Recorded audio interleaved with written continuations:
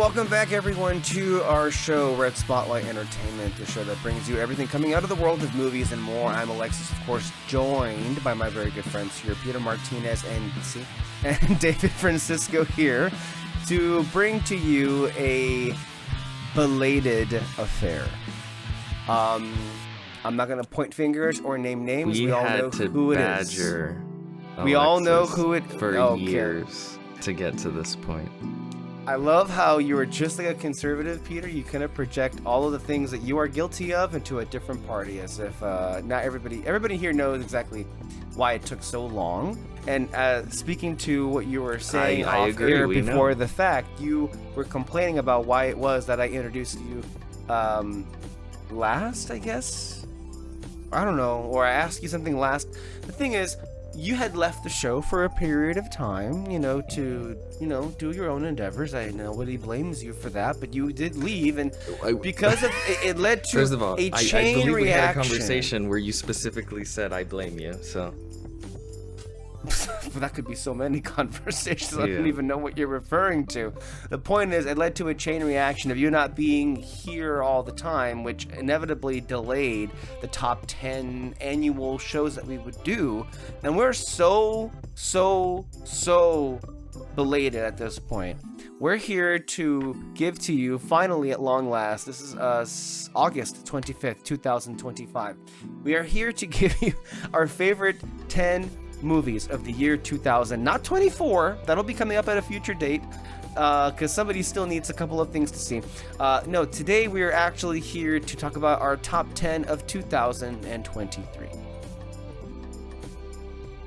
I think we may be the only podcast on the face of the earth to talk about our favorite movies of 2023 in the year 2025. There's nothing wrong with being original. Hey, at least we have that. And for those of you who may not be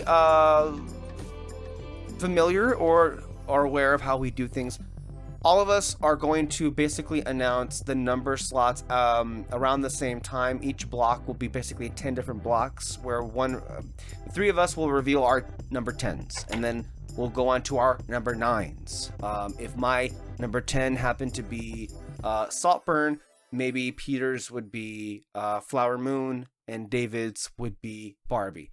And let's just pretend those are our number 10s, right? And then we would go on to 9s, 8s, 7s, all the way down to our favorite of the year. And for the sake of time, we're going to just go ahead and dispense with any kind of overall honorable mentions. We're here to talk about the 10 movies. We're going to go ahead and just get straight into that. The one thing I will say is, this may be one of the best years in movies. Maybe. I was going to say the opposite, but okay. Well, what? I'll say this. I think quality over quantity this year. Because I was looking at my top 5 and I was like,, holy shit. This top 5 hardcore bangers, as the kids say. But the quantity was lacking, I would say. I would not disagree. I think I basically, with very different words, we're saying the same thing. If you want to qualify it that way, that is technically accurate. Because I'm not necessarily referring to the sheer volume of movies that we had. I'm referring to just the quality of a smaller group of films that is, I think, just through the roof. I think genuinely, yes. Top 10, this is a great top 10. Top 5, I legitimately, and I think I feel this way, and seemingly you do as well. Any one of my top 5 are basically number 1s in any other year. That's how much of a stacked year it was. When it comes to building a top 10, I guess I should just put that qualifier out there. I think it also was the year that I saw the most movies. I think I saw a little over 100 movies. I don't think you did, Peter, because you were busy, with your other endeavors, I want to say. You make it sound like I was in rehab or something. We all know where you were. Okay. We all know where you were. we talked about. Worse. We spoke at length about your situation with the audience on this channel. I wasn't in Thailand. I wasn't in prison.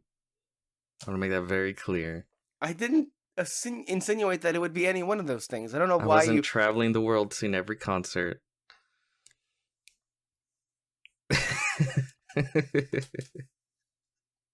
That felt Speaking like it was. of, did anyone grab her top 10?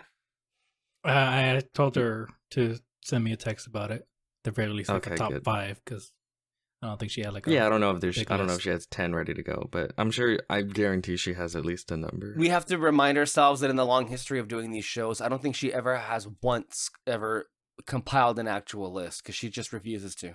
I think she just cannot bring herself to do a list. But she does throw out a couple of ones. I do think you have to remind me the last time we did this was the fuck. I don't. I 2022. think that yes, I want to say her favorite of that year was the Batman, and the year before it was Encanto, right? Yeah, I'm fairly More certain. or less. That sounds yeah. right. That's What I the first remember- time we matched up. That maybe the only time ever. That's like that's like the equivalent of like Mandy smiling on the Grim Adventures of Billy and Mandy. It's just like this like tear in the dimensional time vortex of just like how did this happen at the exact same time? It was you. I mean, you have to take me back to that episode. Kyle and I were like jaws dropped on the floor. Like what?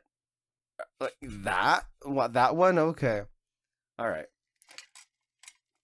Anywho, let's just go ahead and get started with this show. We're going to go ahead and start off with our favorite 10s, our number 10s. Would anyone like to go first? Eeny, meeny, miny, mo. Does anyone want to start this show? Peter? David? Okay, I'll go. Wait, can I read your shirt real quick? Let me see. Oh, it's Scooby-Doo. Oh shit, where'd you get that? That's a cool ass shirt. Yeah, Alec got it for me. I can't remember where she got it. I think it might have been like Hot Topic. But it was funny because I was asleep and she literally just woke me up in the middle of no, I think it might have been the day because I was working 2 nights. a.m. Yeah. Wake up. No, I think it might have been the day because I was probably still working nights.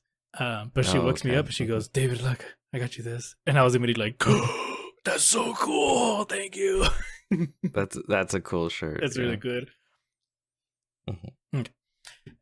Okay, so I'll start, I guess. My number 10, Perfect Days. Wow, so low. Yeah, I mean, Okay, we got time out. Wait. Time out because To be this fair- happens every time we do this. Like, to be fair though, I saw this one pretty late, and at that point, I'm kind of committed with the other ones, so I just went. See, okay, but see, this is why I don't start making the list until I'm completely done watching everything.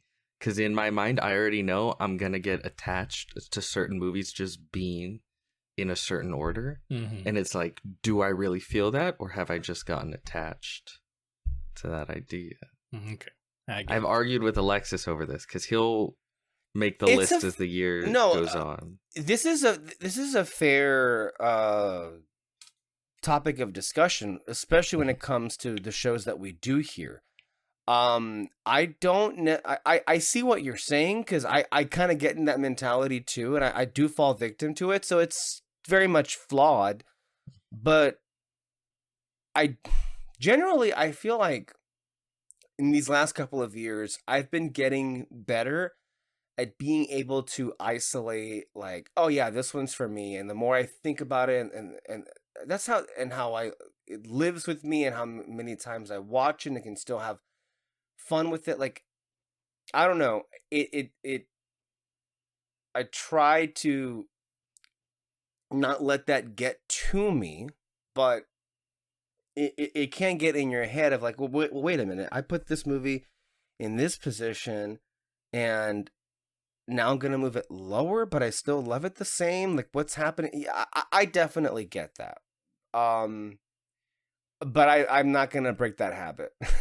At this point, it is what it is, and that's how it's gonna be. I just feel like it's Spoken like start- an addict. to start a whole list from scratch at the, like, I don't know, at the end of the year. What I think that's just too much.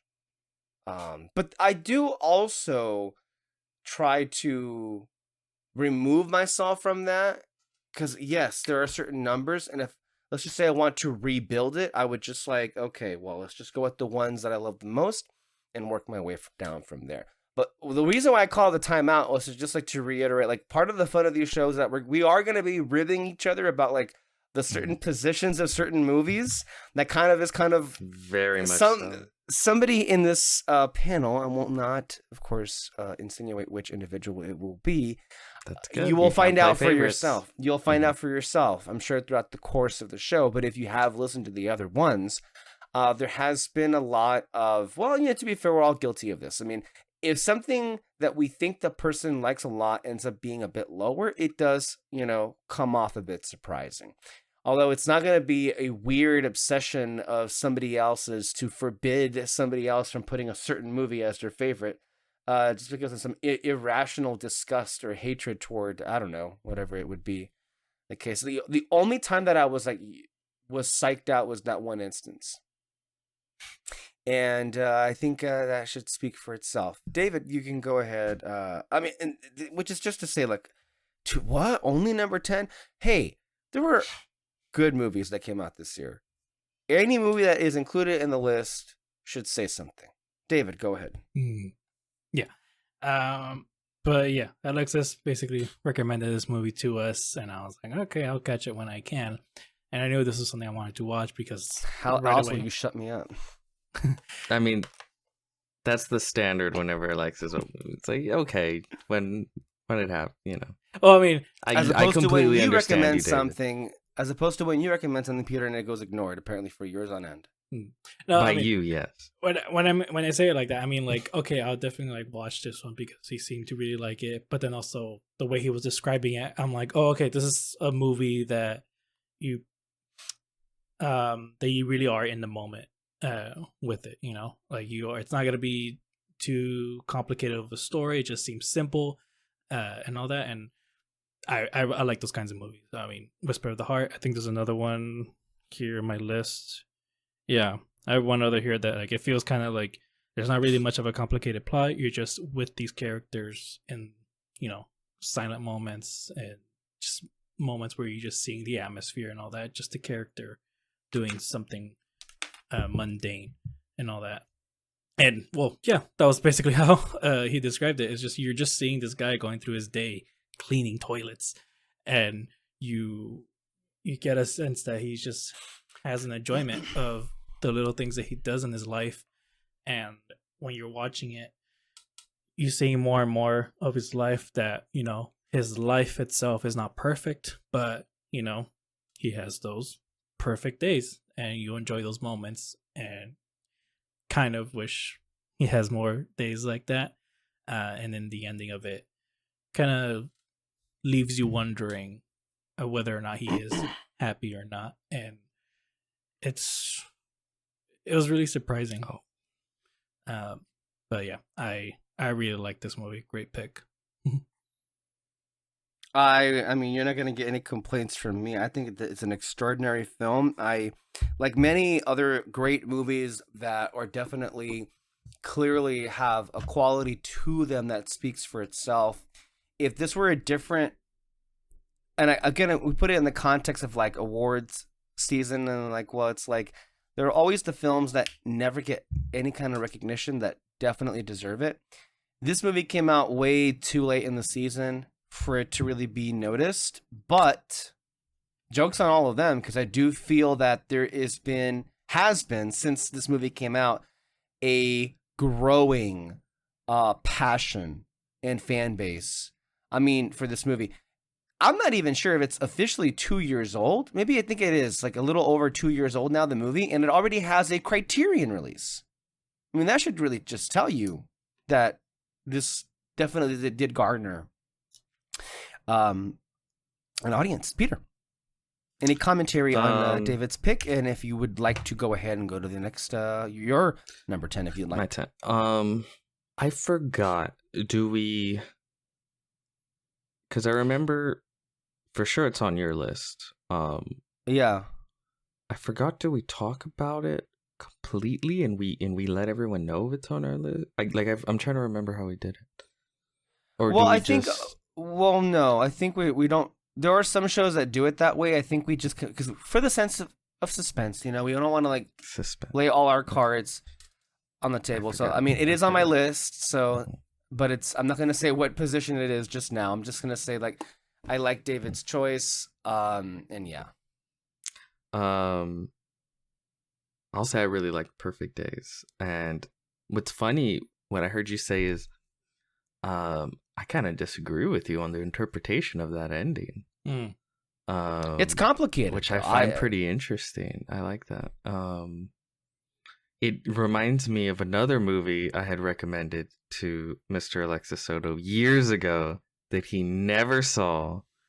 But it's okay. I'm sure he'll get to it eventually. But no, can I just say, hold on. I want to. Okay, we need to pause. The point of order, as always, because there are a bunch of accusations that get flown around here. I don't know where you got the idea that the recommendations that you make are disregarded. Like, if you want to go to watch a movie that I haven't seen before, have I ever said no? We went to go watch Shin Godzilla last week. Yeah. And I will say, yeah, since you claim that I'm going to love it so much, I think for the first time maybe ever in my adult life, I went and did a blind Blu-ray buy. You were talking about the film called Death Becomes Her. Yeah. Have you seen that movie, David? Mm-mm. It's very funny. It's very good. Yeah. And you said that I'd love it. And you know what? I trusted you so much that I went ahead and pulled the plug and I ordered the Blu-ray for Death Becomes Her. So at a discounted price, though. A discounted price on a Blu-ray these days is like $30. Yeah. And that's not even a I mean, bad. It's a 4K Blu-ray at that, I will say. So it's like, you see, I'm trying to like say that I take your word at heart here, and then you're trying to discredit that notion completely. Point being, it's a good film. Death Becomes Her. Days. Oh, Perfect Days. Oh no, we're talking about Perfect Days. Okay. Yeah, I think good pick. I know Alexis said we weren't gonna do honorable mentions. I didn't agree to that. You can. I mean, I'm not going to, because I promised I wouldn't. I wasn't going to be the one that dragged this out to be 5 hours. But if you'd like to, you can go ahead. I'm only going to mention 2 films. No, you can do. I mean, it's not as ridiculous as fucking Kyle passing off the Dune movies as one movie.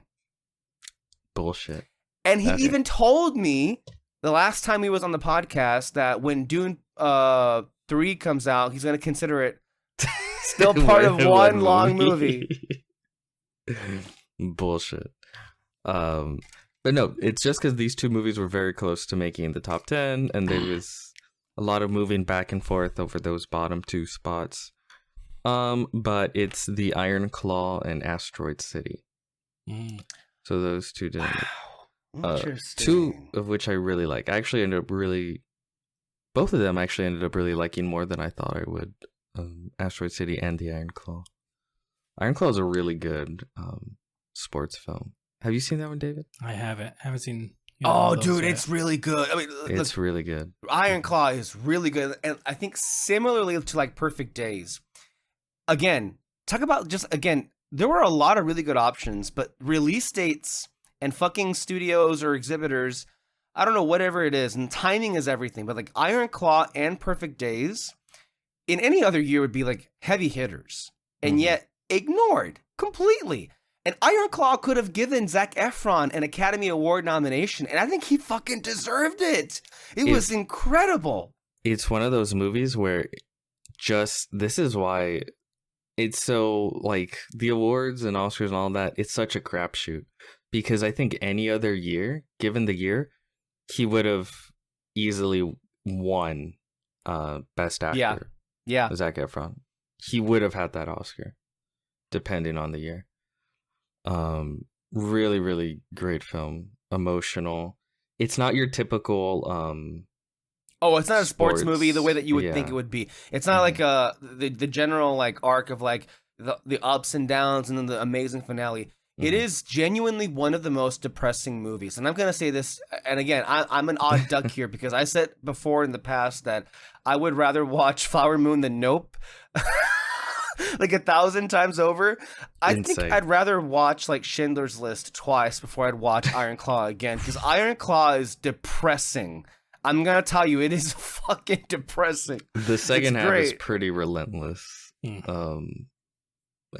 But I think comparatively to like Killers of the Flower Moon, there's a very hopeful end. In all the crap. Yeah. Amidst all the crap that's going around. Amidst all the crap. But definitely worth a watch. But my number 10 is, and you know what? I'd be kind of surprised if it's on anyone else's list. Skinamarink.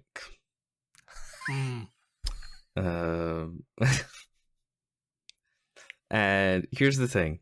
Oh my god. The more I do these lists, the more it's really just gut thing. It's like what had a visceral reaction with me, what stayed with me, what, you know, it's more emotion than anything, which it should be, right? It's an art form. And Skinamarink, to me, it's such an original film, but it also gave me such an original experience and a memorable experience, and one that I still, it's one of my favorite film viewing experiences, just because of how original the film was.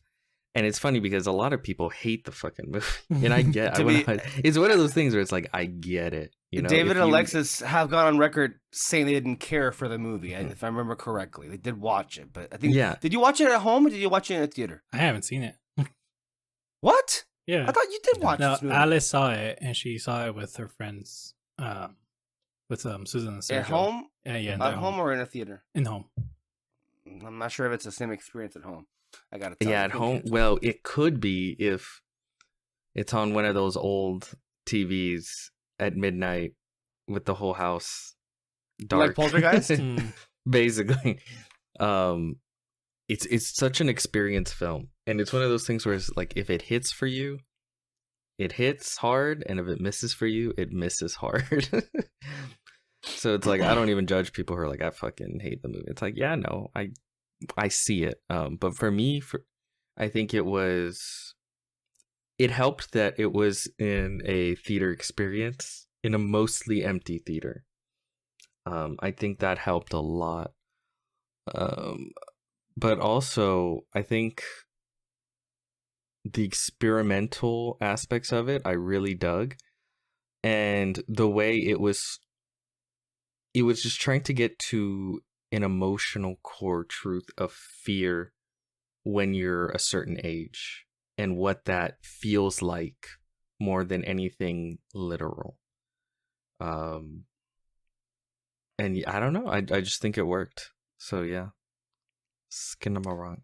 You'll notice that when if you roll back the tape, or if you were watching the first time, that I really laughed when Peter said Skinamarink. I mean, he and I watched that movie together, and the experience of watching that movie together was as if like I think part of the appeal, as far as like what really made the film work, was that it felt like we were locked in a room and that there was no escape. And then even after we did leave the movie, it didn't necessarily matter all that much. So oh, real quick, I'm glad you brought that up, because one of the things that scares me the most, like in movies and stories and stuff like that, is just the idea of something that's inescapable. You know what I mean? So like, to me, slashers are fun because it's like, I can fucking outrun Michael Myers. You know, it's not that scary to me. It's fun, but it's not like scary. And there's a lot of horror movies where it's like, yeah, I can. In my mind, I'm thinking like, I dodge that, you know, like shit like that. But stories where it's like, oh, like every thought you can think of, and there's still nothing you can do. And when it's really well presented in a way, like I talk about one of my other favorite horror films, Grave Encounters. There's this really cool moment when they're trying to escape it. where it's like, oh shit, like there's no way out. Where I'm like, oh shit, that hit me. And so there's a lot of for like horror films and stuff like that. Those things are the kind of things that will like when you're truly trapped, you know. And in this film really captured that in the idea of, you know, an innocent child. So yeah. There's also Look. like stuff. How was it? The Blair Witch movie, the last one that came out, that was inescapable. And then we did a reaction to As Above, So Below. That one was yeah, that one's really good. That one can really fuck you up, where it's like, fuck, like you're so many. Yeah, that's like the idea of getting lost in those fucking catacombs. Not even just it being hell, but just a lot. Terrifying to me. Terrifying. Yeah. No, for sure. I was gonna say I was laughing earlier when Peter said Skinamarink was his number 10, because that's exactly my my number 10 of this movie. Wow. It's the same one, and it's like, look, this happens a lot in our history, and I have to just stress that we don't coordinate our lists before anything like this. It's a genuine surprise for all of us, like what ends up landing where, and it has happened sometimes in the past where it's not just that we have the same movie, it ends up being in the exact same position. This was I don't know if this was the first Shudder film that I saw in a theater, but that was genuinely a treat to be able to watch, because we don't necessarily live by an artisan theater, to say the least. And so when that was actually playing, we were like, what? This is interesting. And we had heard some things here or there. Watching the movie, I could totally understand and get why people would like hate it, because it's one of those experiences where like you're kind of like, is this a gimmick? Is this it? Am I really supposed to be scared by this? I don't know if there's like, this is the kind of horror movie where there's like a specific kind of frame that is going to like haunt you in like the scariest of ways, that in the way that people think scary to be. That being said, I do think this is one of the most effective horror films, from the sense of I literally did feel like I was being haunted after I drove away from this movie. I'm not even going to like mince words with you. When I walked through the door of my house, just trying to walk down the hallway, it felt like the longest like 5 minutes of my life, trying to make it down the hallway into my room. I was not to be like, you know, exaggerated here, but like I was low-key kind of like trembling, like, in like, because there is a psychological like terror that is like unearthed. It is a part of you that is so universal that you've kind of like learned when you grow up to kind of like push it away and don't think about it ever again. It's kind of this primordial fear of like being alone in your own house as a child in the dark, and not really having any kind of like conscious idea of like the physics of these luminous spaces, or nebulous spaces, I should say. So much of it is just like, I could see a lot of people calling it lazy filmmaking, but it is fucked up. And it is, to me, some of the most interesting horror I've seen. And also very, very much experimental. I think this is a film that has, I think, got an initial like following when it came out, and I think has also grown. And it's one of those things where it's like, it can lull you into a little like sweet spot of calm, and then when you least expect it, it hits you with something that is not just a simple jump scare, but it's the kind that stays with you. And I think that's what made this movie feel very much unlike anything else in its company, in its genre, is that mostly the creep, you don't necessarily see the things that happen all the way through. It's like there's a moment where there's a pitch black screen, and I don't know if it's a face, but there's something that like very slowly comes up to frame, and you don't get a good look of it, but the idea of what that could be and the muffled, like fucking demonic voice, and it did things to me I didn't think I would like feel. And I will tell you, this is one of those things that if we did this show 2 years, or let's say a year and a half ago, when we ideally would have done it, I don't think it would have been in the top 10. But this is maybe the benefit of having time, is that this has been definitely one that has stayed more than I would have thought initially. So, and the shame is, I don't know if this is entirely like, because it's not in a theater, so how can you experience this the same way that we did? I would just say, lock yourself in your house, turn off all the lights, and then watch out. That would be, I guess, the best way to kind of like replicate that experience. But yeah. I'm sure there will be people who listen who are like, the fuck are they talking about? That shit was boring as hell. Like, this is like fucking lame, gimmick. fucking worst movie of my life. Like, seriously, that's how it is. I also wanted to say before we move back to David here, just two movies that barely missed the top 10, and I think Skinamarink kicked one of them out. One of them I'm really torn up about, but the two honorable mentions that I have. So, Peter's, yours were Iron Claw, and what else was it? Iron Claw and Asteroid City. Asteroid City, which also was quite good. But then again, you have to like Wes Anderson, and if you don't like Wes Anderson, well, good luck with that. Mine are going to be Emerald Fennell's follow-up to Promising Young Woman, Saltburn, with Barry Keoghan. I've rewatched that movie a couple of times. It is so much fun. And it was one of my favorite movies that I would watch with reaction channels, because there is a specific, well, actually there's a couple of scenes. There's a specific moment that involves a bathtub and a slurping sound effect that never fail to get people not just to cringe, but it is like a such a visceral reaction to it. Peter and I also watched this together, and again, we weren't quite sure what the hell we were watching, but there are scenes that definitely are intended to push the envelope in a way, and I think they're successful at that, because it really is there to kind of get a reaction out of you, kind of like a horror movie would be in some ways, but it does a lot of interesting choices with sound that I think are going to be memorable and have been memorable since then. And it was a sensation, I think, in a way when they came out, of course, on streaming. Not so much when it was in theaters. Nobody cared about it when it was in theaters, because apparently people don't watch movies in theaters anymore unless they watched it on a streaming service before, and then it's going to be on theaters now. Anywho, that was one of them. The other one, and this one, somebody here is going to be very upset about, because it just barely missed. I loved it, but the other one's not as...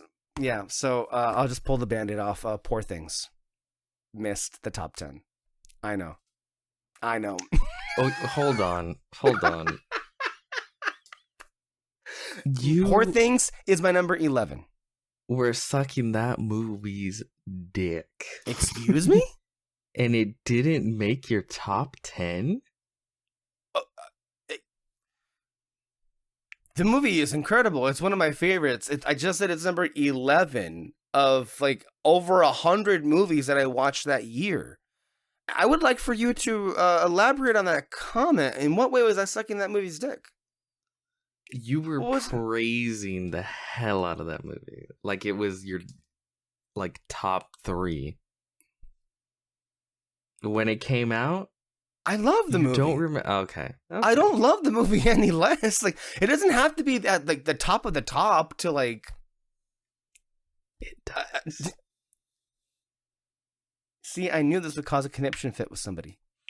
I'm sure Poor Things will come up later on, so we can talk about that movie then. David, let's go ahead and go back to you. What's your number 10 here? 9. Mm-hmm. Oh yeah, number 9. Yeah. Number 9, Oppenheimer. God damn you people. This one, okay. Honestly, purely just on a technical level. I just really liked all the sound effects that he did. visuals, The and all sound that. effects. Yeah, I mean, I just find it really cool when they took away the bomb. That was cool. And I enjoyed the story. It was really, really good. And yeah, I just honestly, when it comes to like a technical stuff, there's not much for me to say. I really liked it from a technical level, and I thought it was really good. David, can I just say, I think it's been one of the best decisions anybody ever made. Maybe it was the single best decision Kyle Lira ever made on this show, was his idea to bring you on.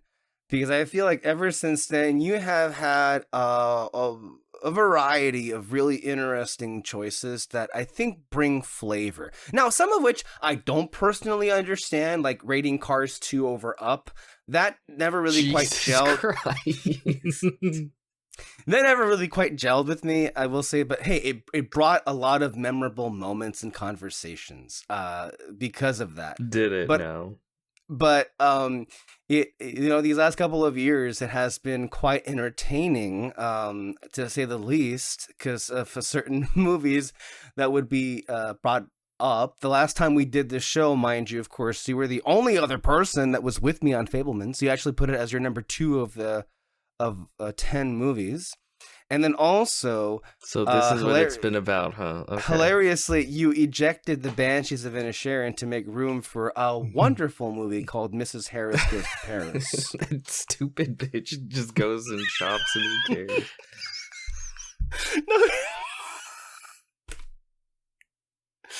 And this one, I think, is right in line in which, like, I think, if anything, we have too much love for Oppenheimer in the world, and I think we need to probably dial it back a little bit. Your anger with Chris Nolan is where it's coming from.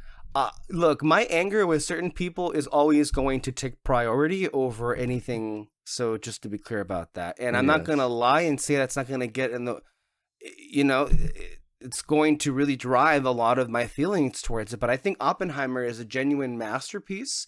But I do feel, unlike some people here, that it's like there were more movies in 2023. It did not have to be just about the one. Just because, it was Christopher Nolan's time.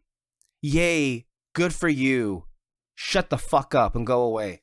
David, beautiful, beautiful choice. I could not have, I mean, if anything, I would have been surprised if anybody would have like not included it in the top 10, but it's just like, it is a genuine surprise, I will say. Oppenheimer, number 9. And you did that right off of the heels of me saying that Poor Things not even on my list. So it's like, Peter right now is a little bit upset with some of the direction in which the podcast is going, which I will say is genuinely, I think, preferable. Peter, let's go ahead and go over to your number 9.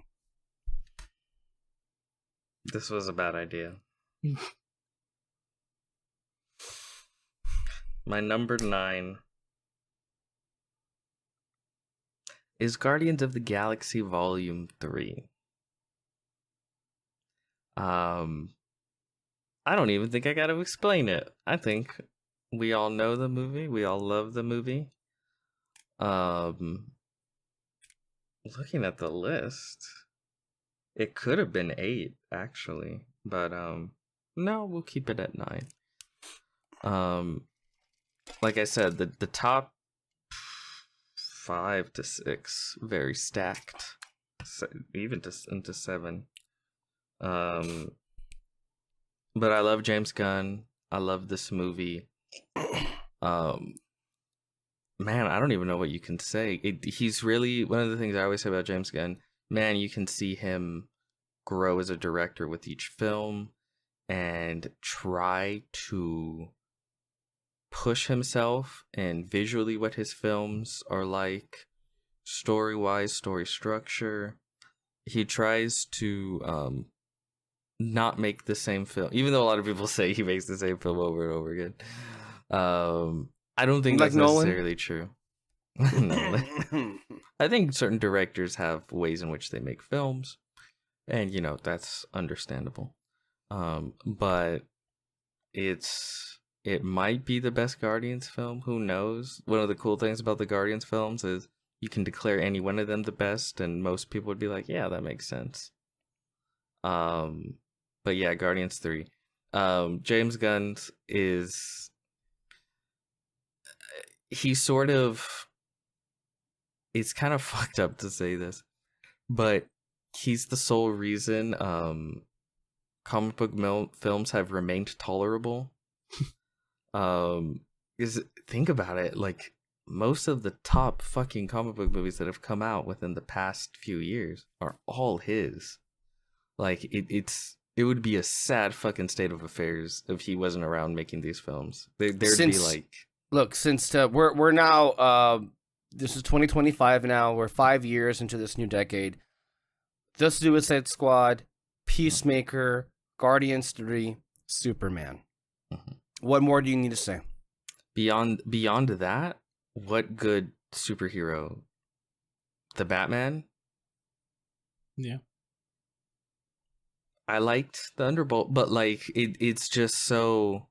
Some would say such- Eternals, sir, but we're not ready for that conversation.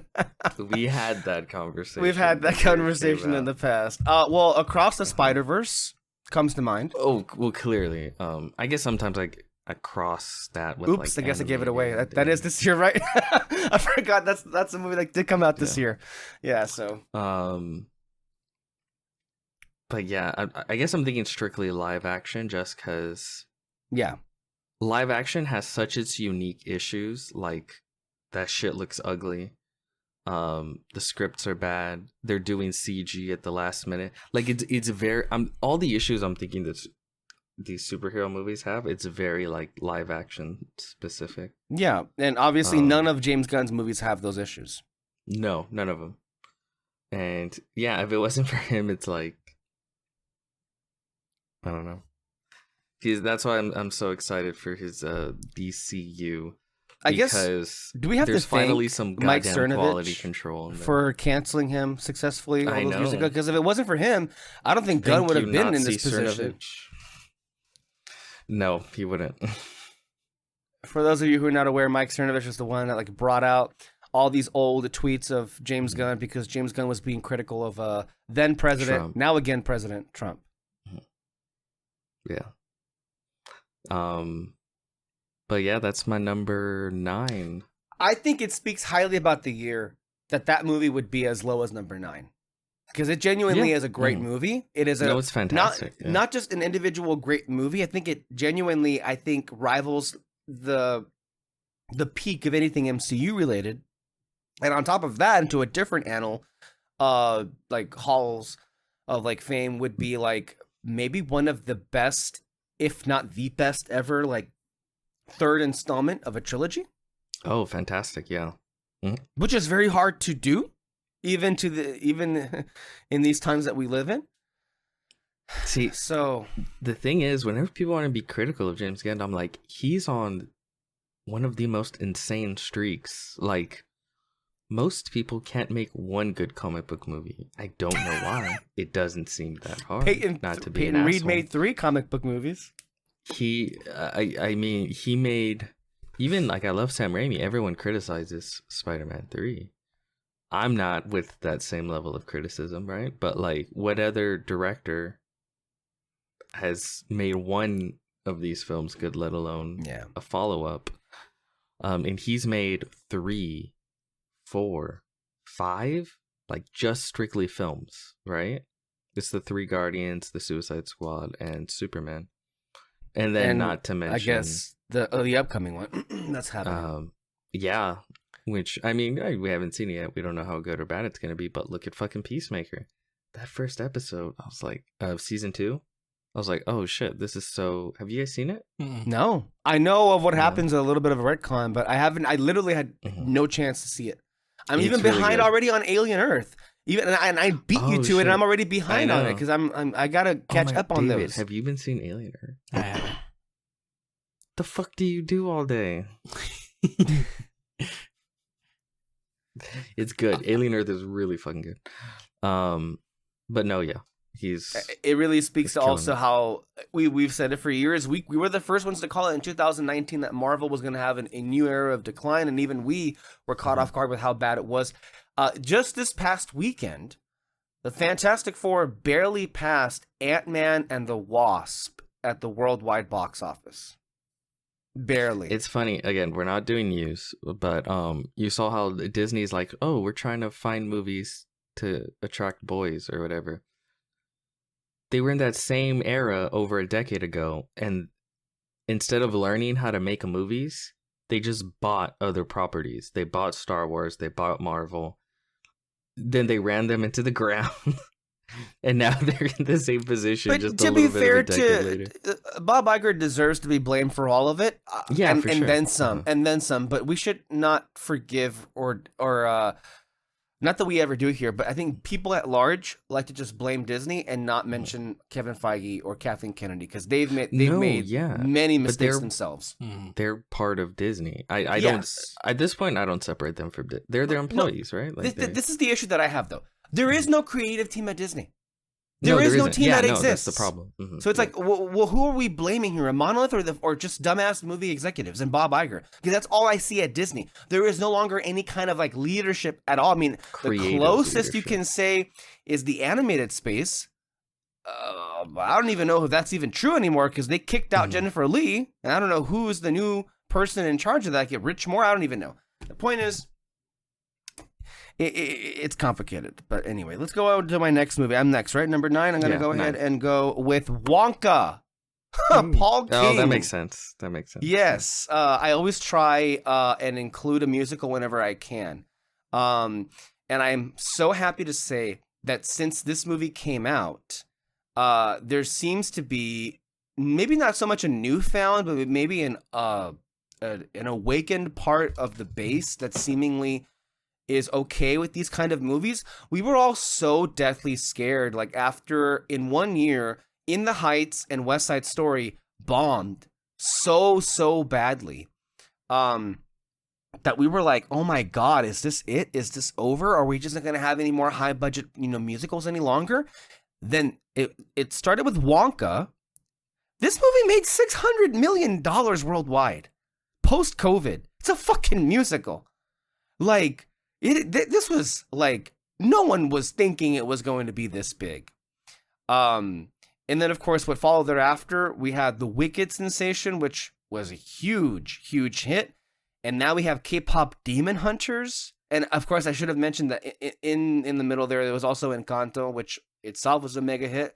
So it's like, it's so funny to me how it is that we're every now and then we're gonna have like these discussions about like, oh, do people like musicals anymore? Well, I mean, we've had a couple of hits now in a row where it's just like, hey, maybe if it's the right setting and if the music's really good, maybe it'll hit. But then with this movie though, I genuinely do think that a lot of people forgot that Willy Wonka was even associated with musicals, and I think they were kind of like tricked into going into this movie, because I'm not sure if any of the marketing ever let it be a thing that people would be aware of, that it was going to be a musical at all. So good for them for tricking people. Sometimes when you lie to them, it works. And the good thing is this film was so joyous.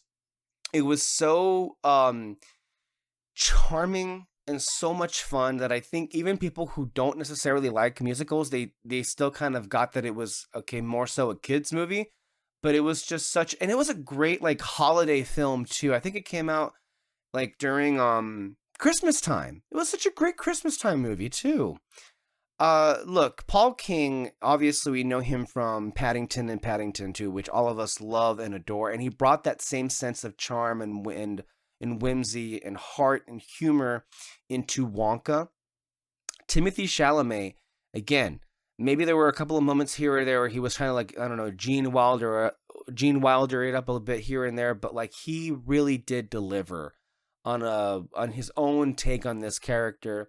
And even to me, it's like, I know some people would say, well, how does it line up with the movie? I don't care. I didn't even go into this caring about how it would line up here or there. You need to find a different way to enjoy movies if that's all you're concerned about when you're watching something like this. Also, a really good ensemble cast. I love the production design. They somehow made Hugh Grant Oompa Loompa work, even though in the trailers it looked god awful, I gotta say. And then maybe most importantly, the songs were actually really good. Like, You've Never Had Chocolate Like This, Sweet Tooth, For a Moment, A World on Your Own. Like, come on. This was such a beautiful, just joyous experience that I can't deny it. I think I saw it in theaters like 3 times at least. Maybe more. I don't remember. It was a lot of times that I had. And yeah. And I'm getting crickets from the peanut gallery, so we can go ahead and move on to the next movie. David, go ahead and take us to number 8. My number 8 is Next Goal Wins. This one's from, you guys remember it? Taika Waititi. It's above Oppenheimer. Yeah. What?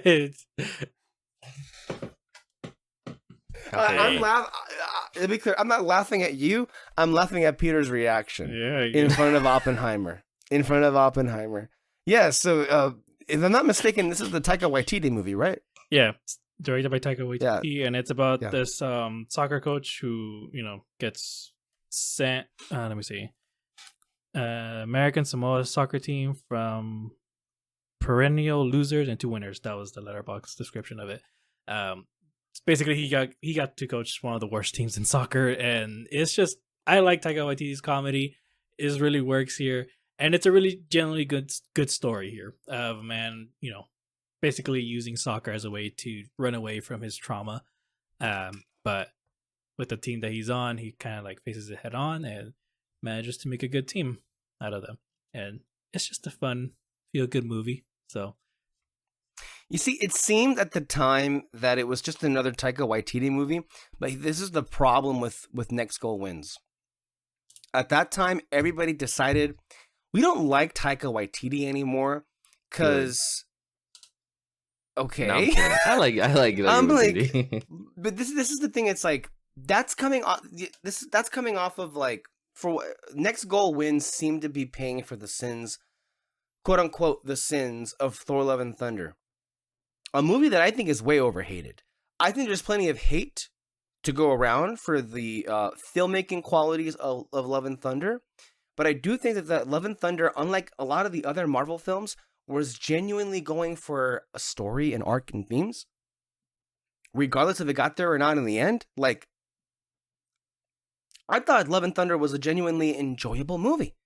More so than a lot of the other Marvel fare that we had in these last 5 years. And yet people snapped. They saw that movie and they apparently were getting mad at the goats screaming, which still makes me laugh to this very day. So it's like, I don't know what was going on, but it's like it was just the wrong movie at the wrong time, and it has become the poster boy of like, or maybe just the face of everything wrong with the MCU, when really it should be directed at like Multiverse of Madness. I think is a good candidate for like everything wrong with the MCU today. Or fucking Quantumania, but it's like people just wanted to like, or even Eternals, people at the time when it came out were like, man, the MCU really fell, didn't it?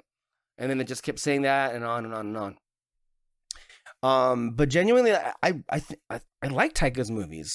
What We Do in the Shadows, Jojo Rabbit, the Two Thors. I mean, I just think like people just like were done with him and like they were over him and annoyed. I guess he was making some annoying comments, and I guess he just like went away after this. And so this movie was kind of like pushed aside and ignored. So I imagine it's available to stream on Hulu. I haven't seen it yet. So there's that. All right, Peter, you're next. Do you have Next Goal Wins on your list? I do not, unfortunately. I have not seen it yet. What are we, number 8? Yes. Guess what? Perfect Days. Hey. It's on there. Yeah. I was thinking of maybe going back and forth with either Guardians or Perfect Days at 8 or Mhm. 9. But I went with Perfect Days. It's a very enjoyable viewing experience. I love movies that are about people, Yeah. and sort of just experiencing life and the ups and downs of it, and just I will examining. say that might Mhm. be why I don't jive with Nolan all that much, because He's very he can feel cold, but which is surprising because I think Oppenheimer is like his most human film. that's the one. It Yeah. really is, I think. If he Um, does more movies like Oppenheimer, I think I would warm up to him a lot more. And I'm not a Nolan hater. I think he's a great filmmaker. I just think he's an asshole. And I don't like his vibe. That's just to be clear about that. Is it because he's British? That's you. That's what. That's your thing, not mine. Does he need a directed episode of Doctor Who? But no, Perfect Days. It was very much an experience that I enjoyed. It's one of those that if you open yourself up to it, it'll have a lasting impact. Very enjoyable to me. So, yeah. Perfect Day. Okay. Let's go ahead and are we still with number 8? Yeah. Yes. Okay. I'm gonna go with Barbie. I'll be, I guess, the only Oh. person to go there. And I think Alexis Moreno can breathe a sigh of relief that somebody actually picked the movie. Gay. Because yeah, whatever. Like this was, Whatever. in a way, it was a surprise, but I don't know. I mean, I kind of expected Greta Gerwig to do something really interesting with this take. Did Miss Alexis hate the film or what? No, love No, the film. she sorry. loved it. She loves this Loved movie, it. but she, I Okay, think okay. we talked about it years ago, joking, like, watch how, like, when we do the top 10 in 2023, a podcast with all guys, and none of them picks Barbie. Just watch what happens. And she was like, yeah, that's probably what's gonna happen. Like, she was bracing herself for that possibility. But no, this is one of the most unique, I think, movies that I've seen, because you go into it with a concept of just like, what? They're making a Barbie movie? That's going to be awful, right? But this is genuinely one of the most surprising successes, because I didn't expect it to be so mainstream, only because this film had an identity. It had things to say that were completely, like, not at all compromising and direct and in your face and calling out society. And I'm sorry, I thought that if a movie did that these days, it would go broke because it went woke. You know, I thought you weren't allowed to have an opinion on certain matters or include them in your big Hollywood entertainment piece. Otherwise, you would be canceled or, I don't know, deported or something like that. Deported. And to me, it was one of the biggest surprises that it ended up resonating with so many people. But I think it ended up doing that because it just is maybe the most important movie, or maybe the most widely seen movie ever made, that does bring a lot of attention in the ways of the patriarchy, right? It's like we treat one gender as the supreme overlords of everything at the expense of the other gender. And you had men openly talk about in this film how they could basically do whatever it is they want and get away with it, and how I think it was genuinely powerful for, like, when Margot Robbie crosses over into the real world and she says, I feel like I'm in danger, but I don't know why. And I think it really kind of, like, verbalizes what a lot of women Am I particularly right? feel in this world, because genuinely they are preyed upon and targeted. And there's this constant double standard.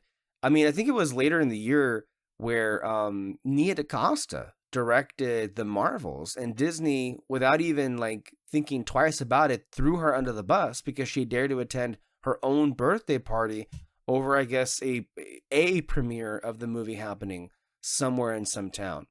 So it's just like, at the time you would hope that it would have been a cultural reset, but I guess it compounded on itself and made things things have been made worse for other outside factors. But Robbie and Gosling were incredible, but so was everybody else in this movie. Like, it was entertaining all the way throughout.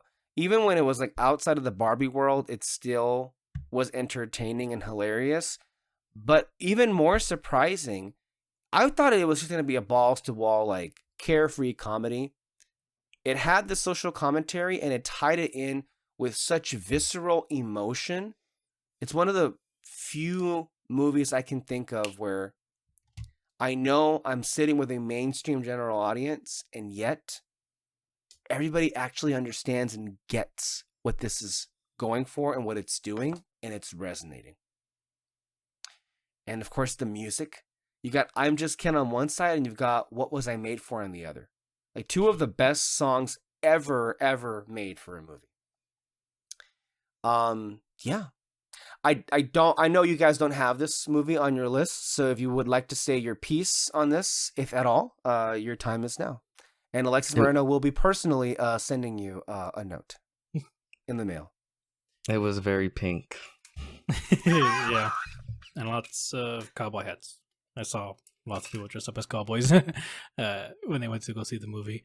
But yeah, it was really fun. I thought everyone did a great performance, and it's really fun watching the behind the scenes stuff where they were just having the time of their life.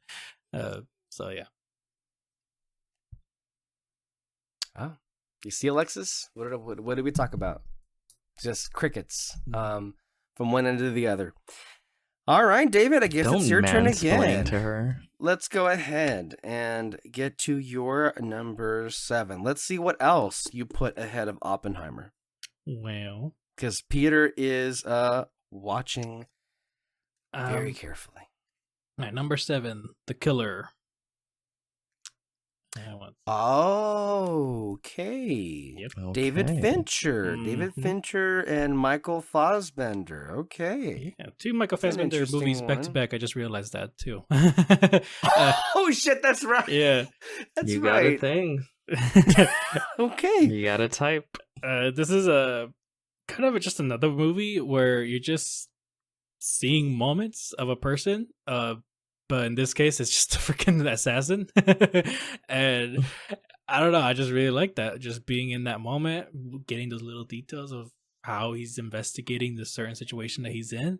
And, the dog is barking. I told you what you could do with it. But, okay. David, did you know that Alexis has been plotting to kill that dog? No, I did not. Well, he has not flinched. It's not a joke. Well, anyway, and then also David Fincher, great director.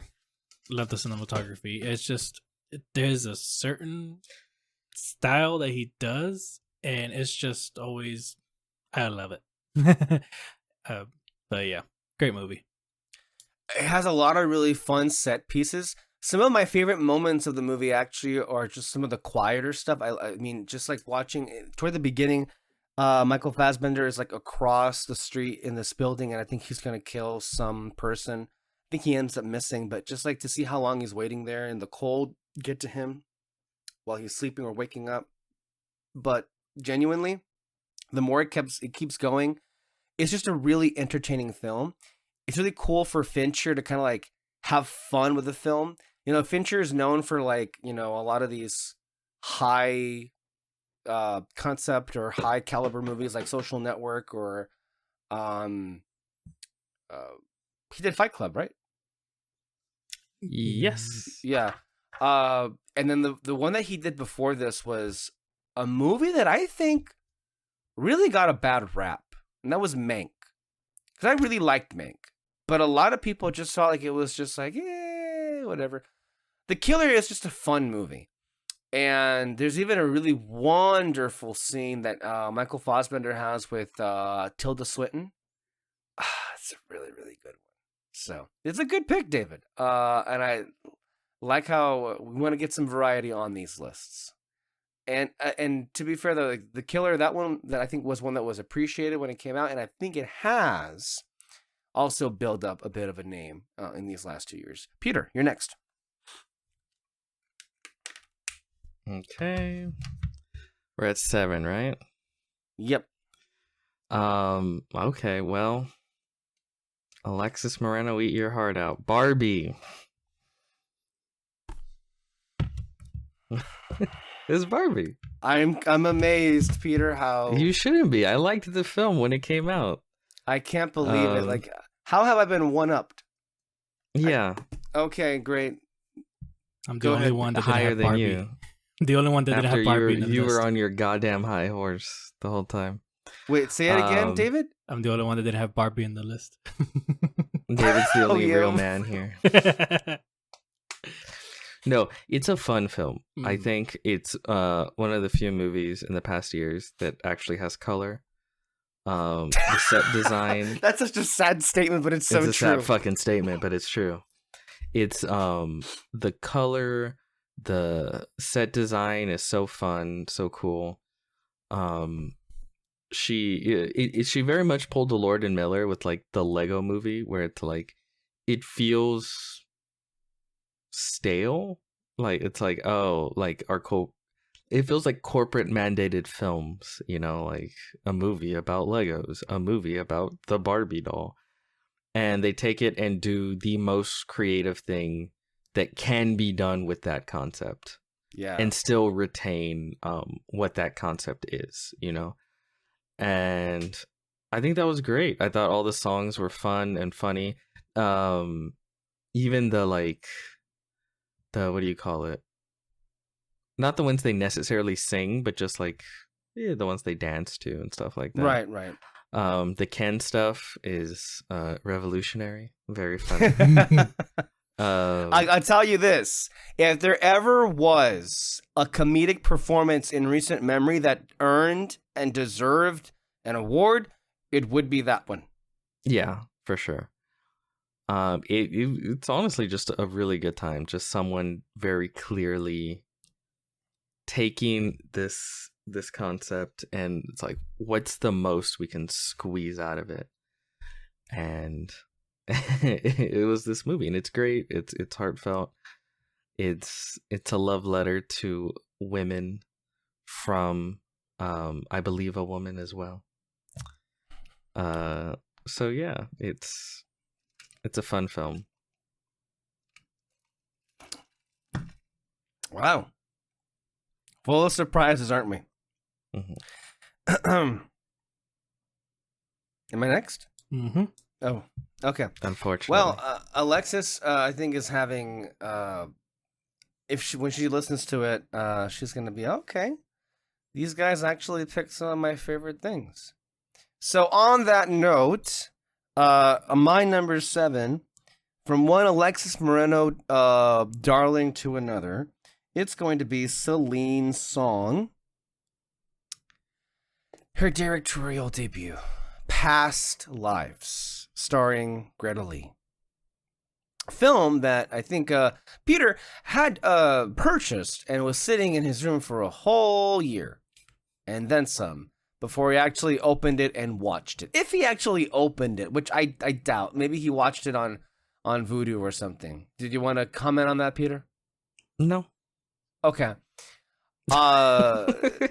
This is... Oh, man.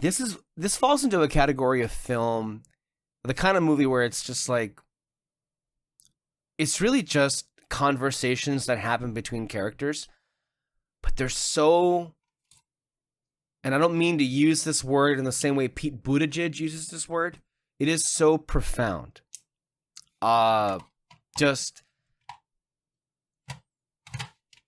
the idea of these people who in another life would ideally be like best friends to the end, or even just like a couple, and then to like meet at separate different points in their lives after so much life has been lived. It's a genuinely interesting concept, and one that I think the film really plays with to its great effect. And it even adds in another wrinkle in the latter half of the film with another member added on here, which made this would-be couple into not a throuple, but there's definitely a third perspective that is introduced here. So that's very much interesting. It genuinely broke my heart because you have that feeling that is so, I think, like authentically captured here of reconnecting with a person who you used to know. But is it really that same person when so much has changed? And that you grew up in different circumstances and different environments. And I think Celine's song is definitely, etching in her own niche as far as like the kinds of stories that she wants to tell between this and Materialist. So she definitely has a lot that she wants to say about the nature of relationships, maybe even romance. And I really look forward to seeing what more she has in her, because if these two movies are any indication, she's going places. If she already is, I think, to a certain extent. But this was such a rich film that it leaves you wondering and it leaves you wanting to have all these conversations with. So, Past Lives. That was my number 7. Any commentary? You really love those three-way films. We have not gotten to 2024, have we? Nope. So that'll be a preview for that list, because there is basically a long lost brother of this movie that will definitely be there. That pops in, So, yeah. All right, that's my number 7. David, you're next. Yep, my number 6. 6. Yeah. 6. It is Anatomy of a Fall. Yeah. Really? Yeah. Mhm. Okay. I mean, Can I say something? Well, no, actually, I'll wait. Okay. Go ahead. Dave. No, but this is great. I love the variety here, and this is one of the ones that was talked about the most. But David, you and I actually watched, I think, at the same time, and we had a really good podcast. Peter, you couldn't join, unfortunately, because you didn't. So Again, you missed out. You insinuate like I don't know what your insinuations are, but they're very clearly negative. Yeah, they are. But I don't. They are, but it's like they're not negative in the way that people would think. So, yeah, David, go ahead with this movie. This was a trip, wasn't it? yeah, it was just a roller coaster ride. Basically, if y'all don't remember, it's basically a woman's husband falls off the house, or Falls like from the roof. yeah, from the roof. Yeah, Not the roof. Like yeah, the falls out a second window. That's what I was trying story. to say. Falls out of Yeah. the window and dies, and you're kind of left wondering the whole time, like, did she push him out? Did he jump, fall? Like, what exactly is happening? There is zero evidence as to what could have happened. What happened? Yeah, but we're seeing the entire court case, and you got one side just spouting bullshit, and the other just trying to bullshit their way back towards them, and it is just intense. You're mad basically the entire time because you don't know what exactly happened, and you just you can't really deny both sides almost in a sense. But I really, that whole story part of it is just really, really intense. It's really fun. And I was engaged with it every second of it. I also did love the cinematography. It was a mix of like documentary, but also just, regular film style and all that. And it was never really jarring when it switched between the two. You just kind of like, you're there and you kind of go, oh shoot, okay, yeah, that's cool. Well, at least if you notice it. And it was just, it had a really interesting ending with how it was resolved. And yeah, that was really, really good. This is one of those films that whenever it's brought up, I go back and I'm trying to relive it in my head, and I'm like, I'm still wondering, did she do it? Like the beauty of this is that it ends not necessarily open-ended. There is a conclusion to the story. But in the back of your head, are you wondering, oh my God, did you do it? What really happened? Because you, honestly, you're still not quite sure, ultimately, with this movie. And it's going to be one of those I think people are going to want to go back and revisit again and again. And I love the fact that you included it on your list because it definitely is deserving of that. Peter, any comments on that? And if not, we can go ahead and go over to your number 6. You were going to say something and then you stopped yourself. I've seen that movie. Yeah. I expect that you detest it. I don't detest it. I do think the lead performance is pretty fucking great. Sandra Hüller. Yeah. Sandra Hüller, yeah, she's great. But I walked away going like, oh, okay. That's cool. I mean, that happens sometimes. It really did piss me off the way they let that kid on the trial. That was so stupid. That was the stupidest thing in the world. I'm sorry. It made me angry. It's like, why? He's a child. Why would you let him sit in this trial where it's like they play audio where they're fucking arguing about shit, and it's like you would never let the kid into a situation like that. I guess that's the French court system for you. The goddamn French. But I you know, it was a movie. The one that I felt very about it by the end was the year before, like a lot of people loved Triangle of Sadness. Oh yeah. Mm-hmm. Yeah, that's another one where it's like, okay. Yeah, basically. All right, you're number 6 then. My number 6 is The Boy and the Heron. Okay. I love Hayao Miyazaki films, which is funny because I'm not the biggest anime individual, but his films, his art, the way, which is anime. Yeah, that's why I said. That's why I'm fully acknowledging it's anime. But I will say, anime from like the 80s and 90s, I actually generally kind of love. It's like modern day anime is really, I don't know what changed. I don't know what happened, but like, see, you have said many times, and here we go in a different like yeah. Just spiral off of here. But you have said many times that things like Pokemon and Dragon Ball turned you off. You do realize that's 90s technically. Yes. I mean, as a kid, here's the thing. As a child, anime weirded me out. I was like, why are they drawn like that? I was very xenophobic against anime, I guess. Because as a kid I was like, this isn't the way animation is supposed to work. I felt that way about stop motion animation as a kid. Okay, see, I adored stop motion animation as a kid. That's crazy. But as an adult, as I'm watching anime stuff, there's a lot of 80s and 90s stuff where it's like, oh, this is awesome. Visually it's awesome, but then also story-wise, the characters, the way it's told, I really dig.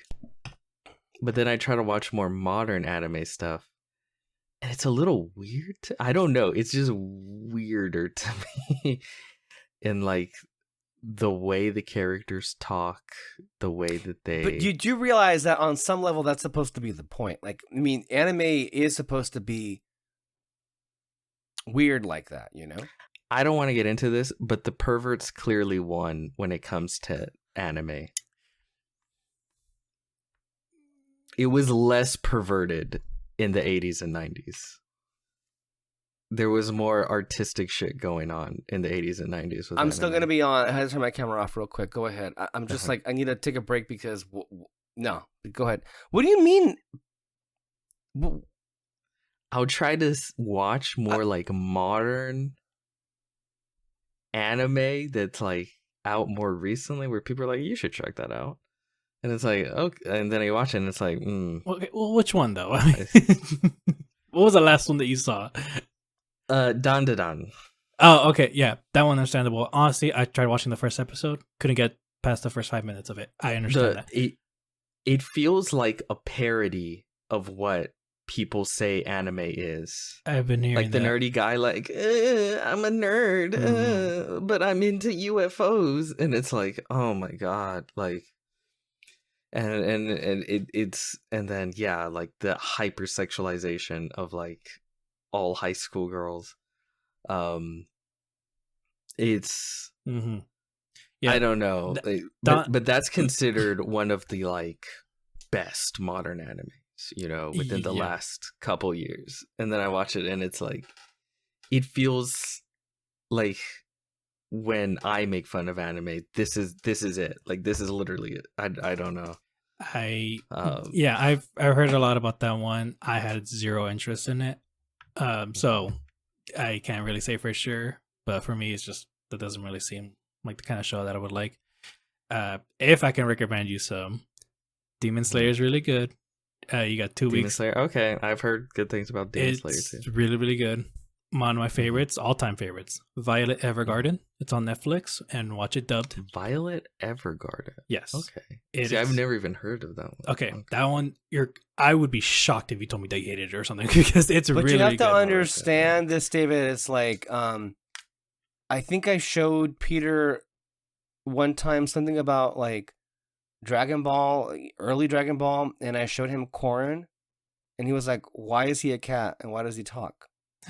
Well, Violet Evergarden is nothing. He's already having questions about this. It's a good question. That's the thing, though. It's a fucking cat talk. Okay, but the two that I recommended, though, it's not crazy like that, like Dragon Ball Z. So it's I would say Violet Evergarden is like the most grounded. There's only like one thing that's like I did like crazy. Death Note.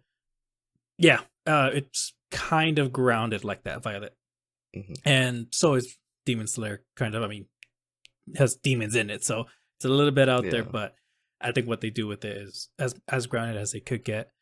I think there's only one question that you will ask, and I'll answer it right now. It's just for visuals. You'll understand if you ever watch it. Okay.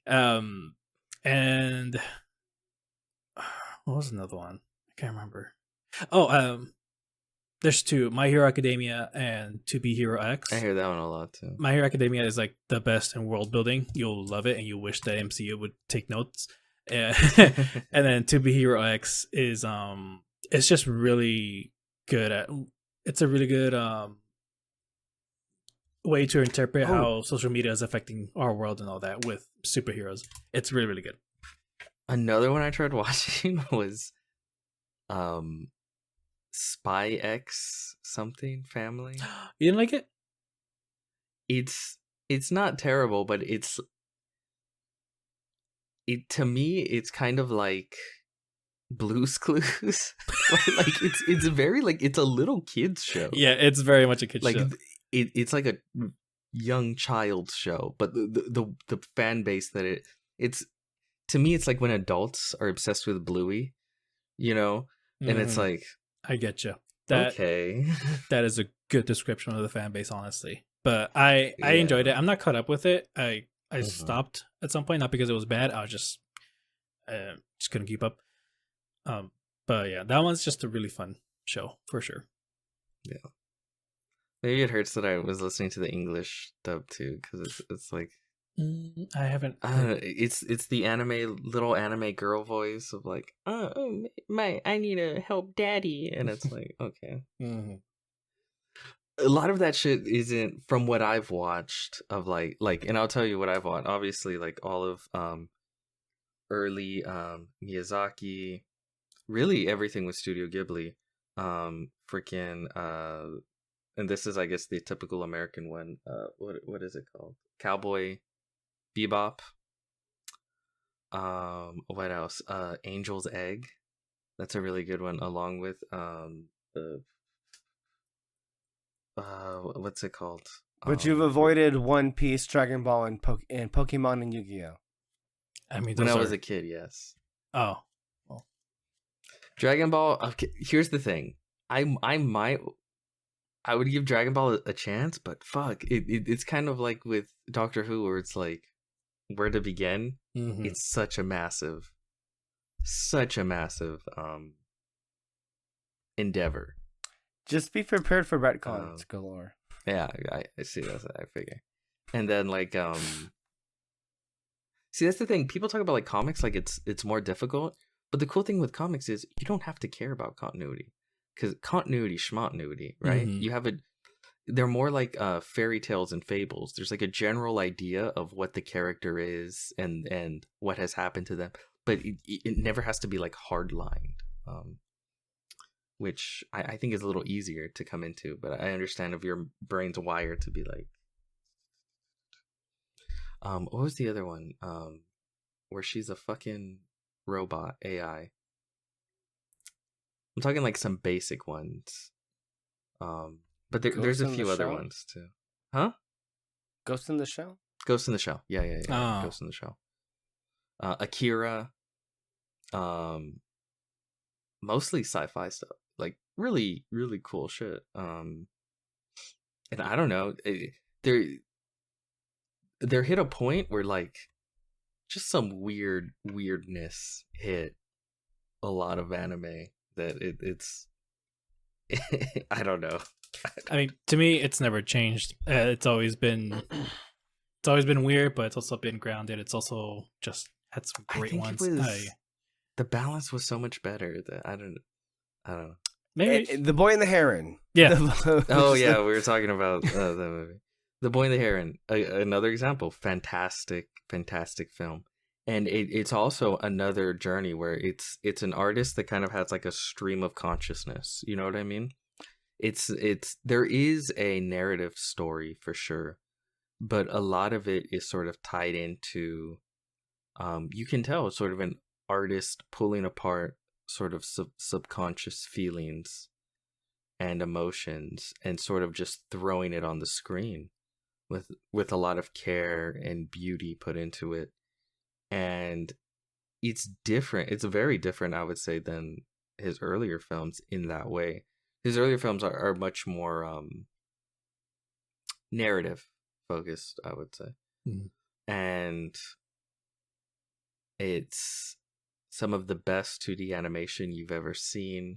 Yeah. And a genuinely emotional journey if you're able to give your... Like, again, this movie has a lot of weird shit. Yeah, I'm criticizing anime for... It has a lot of weird shit here, too, of course. But, to me, I think it's very clearly sort of... like I said, the boy and that sort of fairy tale aspect to it. It's more about the journey itself and the sort of subconscious, emotional aspect to it. And I think it goes hand in hand with the name. That's why I said I actually really like the name The Boy and the Heron compared to How Do You Live, which is how it was originally titled. And I think that's what it's titled in Japan. In Japan. But The Boy and the Heron really gives that idea of like a fable. And yeah, I don't know. I really love the film. Did you watch the documentary about like the making of it?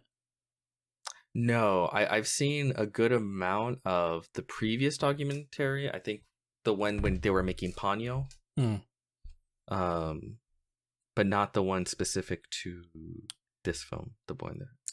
What have you seen, David, from that documentary? I mean, it's just basically what Peter called. It's that stream of consciousness type of writing that he was doing with the movie and all that.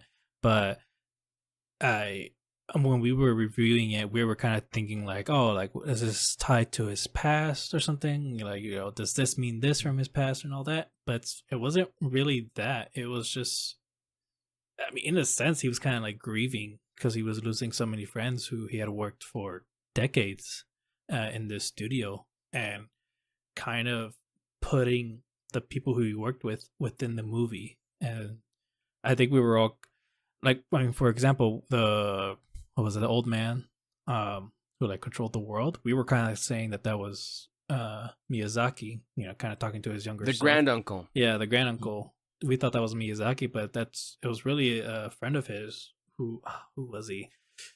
I want to say maybe another co-writer. I don't know. But there's a long partnership, I think. Also, the beauty about The Boy and the Heron is that Miyazaki's stream of consciousness can be what it was described in the documentary. But I think what makes it really beautiful is that you can interpret that movie any way you kind of want. Mm-hmm. Like there's a lot you can like put in there, and it's like, oh, okay, I can kind of see how that's like there and there and there. And I think that Miyazaki also is just not the kind of person that's ever gonna like give away what he was thinking, because I'm not even sure he even knows what he's thinking But when that's he's what like I love doing. about films like this is it can be all the more revealing, right? Because I think a lot Yeah. of people will put aspects of themselves in the film that they don't even realize because they're just kind of like just letting it out there and without kind of 100% knowing what it is or why it is, or they just know they have this feeling, this aspect of themselves that they need to put on the screen. Which is cool. That's why when you come in and you say you can have different interpretations, they might not be wrong, even if they're not what the artist had intended.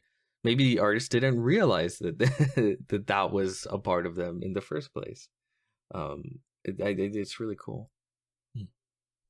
Yeah, that happens all the time. All right. Wonderful choice, if I do say so myself. I wonder if that movie might come up in the future, as if we don't already know who would put it in there. Anyway, let's go ahead and go over to number 6. We talked about James Gunn earlier, and my number 6 is going to be Guardians of the Galaxy Volume 3. What? I do not know what more I can even say about the movie, to tell you the truth.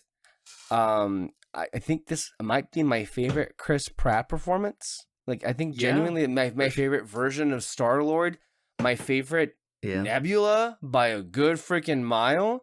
I think Zoe Saldana does a different take on Gamora, which also is as successful. One of the really big hurdles they had to go over, of course, was outside of Gunn's control, was the fact that it's like really you needed to watch Infinity War and Endgame, because with those movies come like the finale of like Gamora's original character. There's a huge growth arc for Nebula to how she is right now in Guardians 3.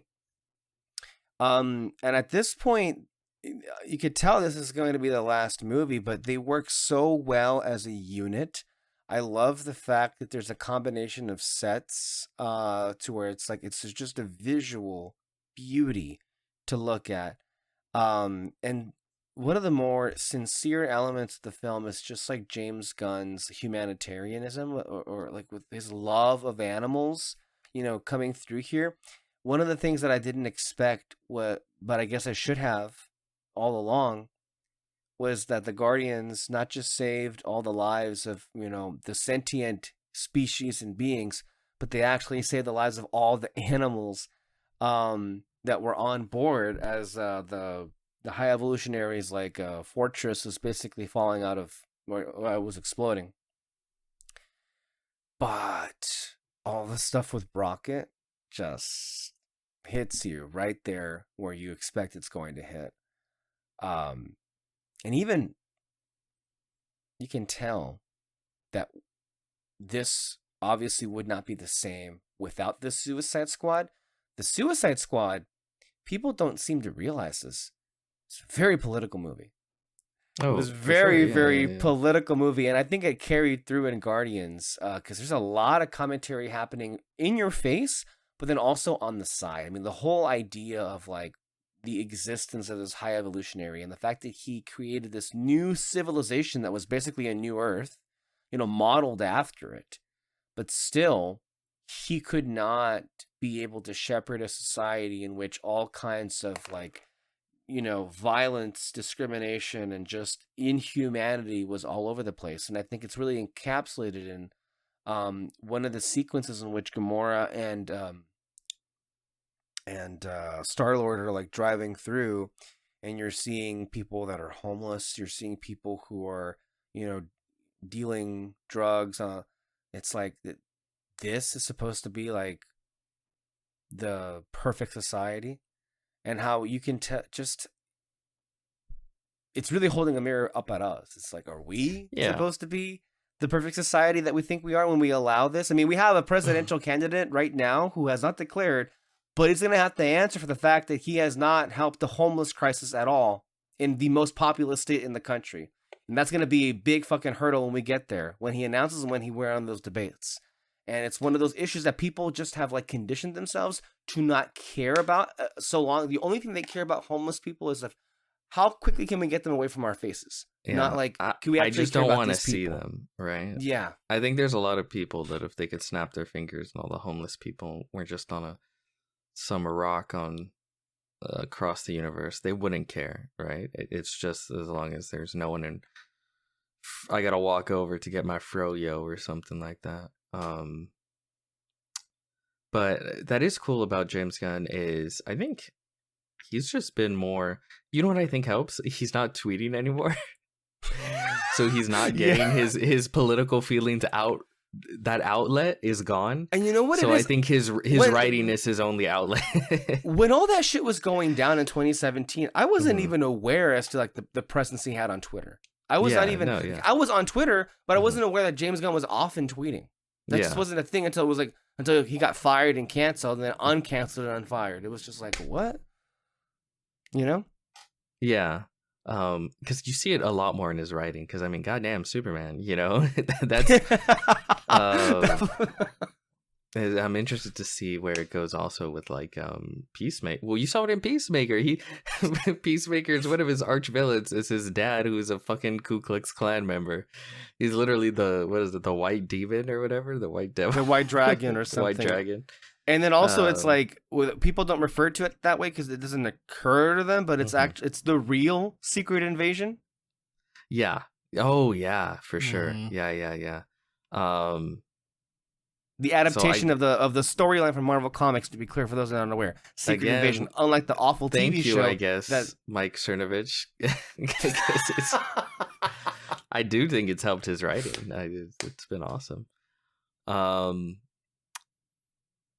Also, and again, this is one of those things where I'm so sad that he's kind of cut ties with Marvel, because I would have loved to see a solo Star-Lord project from him, whether it had been another film or a TV show a la Peacemaker. You know, I could totally see him knock it out of the park of him just. You know, he's kind of lost at this point, right? And he's on Earth that's technically his home, but he has no real connection to it other than the music that his mother gave him.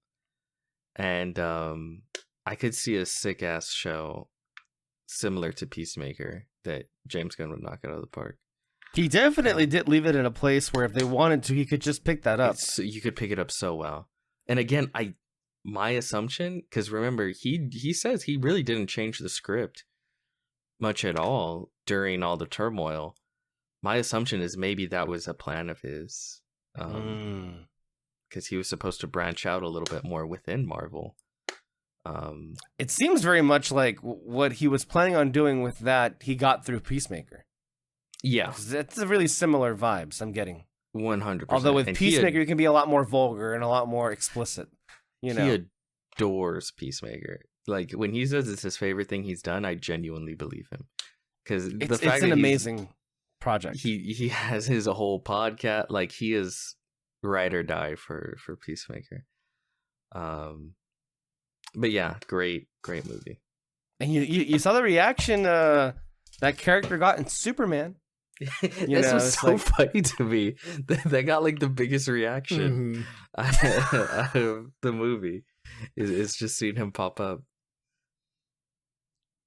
Yeah.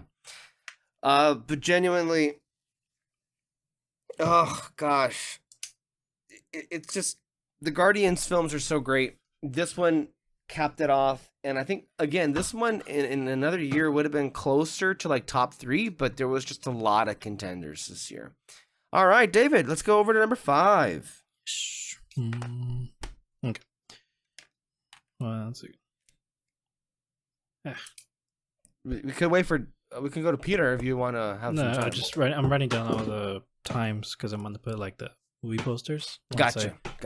Yeah, but yeah, number 5. It is Past Lives. Ah. Mm-hmm. Oh. Yep. So you're into 3 ways as well. But yeah, and like we mentioned in our review, this was just, yeah, kind of like another one of those movies that you're just, seeing the mundane stuff of someone's life. But this one for sure has more of a narrative of someone who kind of thinks about what they could have done differently within their past and how that could have affected them.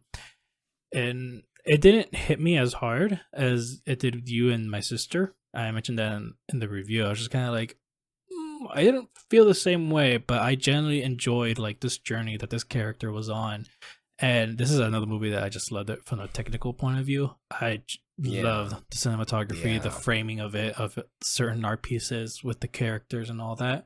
I think my only complaint was there was one like overexposed shot that I'm like, okay, I think I understand why it came out this way. She probably didn't have something to. Would have looked weird if the main characters were just had a light on them and everyone else didn't. I understand, but I don't know. Think could have been better. But other than that, though, this is one for sure that got stuck with me for a while. Especially the more I kept hearing you guys talk about it, I'm kind of like, dang, this is this is really really good. But yeah, this is definitely one movie that I've been wanting to rewatch for a while. Especially when I was trying to make the TikToks and I was hearing our reviews. I'm like, God damn, we gotta. We gotta talk about this one again. Oppenheimer, hey. number 5. You're lying. You're lying, right? I'm not lying. No. It's my number 5 too. Oh my god! I'm gonna put it out there. You change it right now. No shit. You fucking change it. No, it was, again, we did not coordinate before the fact, but it legit is my number 5 too. I'm just gonna put it out there right now. Son of a bitch. Anyway, Oppenheimer might be Christopher Nolan's magnum opus. Yes. I think it is a utterly fantastic film. I think it's riveting from that moment with the little blurb on Prometheus. Yeah. How he gave he took fire from the gods and gave it to man, and for that he was eternally tortured. That's the movie. That's the movie. It's American Prometheus. The idea that this world that he lost himself to, the scientific world beneath, this really magical world beneath our fingertips, became nothing but horror to him. It's such a well done film. The script is incredible. The performances are incredible. It's a film mostly of people in rooms talking for 3 goddamn hours that had audiences in packed theaters riveted for the entire time. Some of the best editing ever. Incredible editing, relentless, what do you call it? Pacing.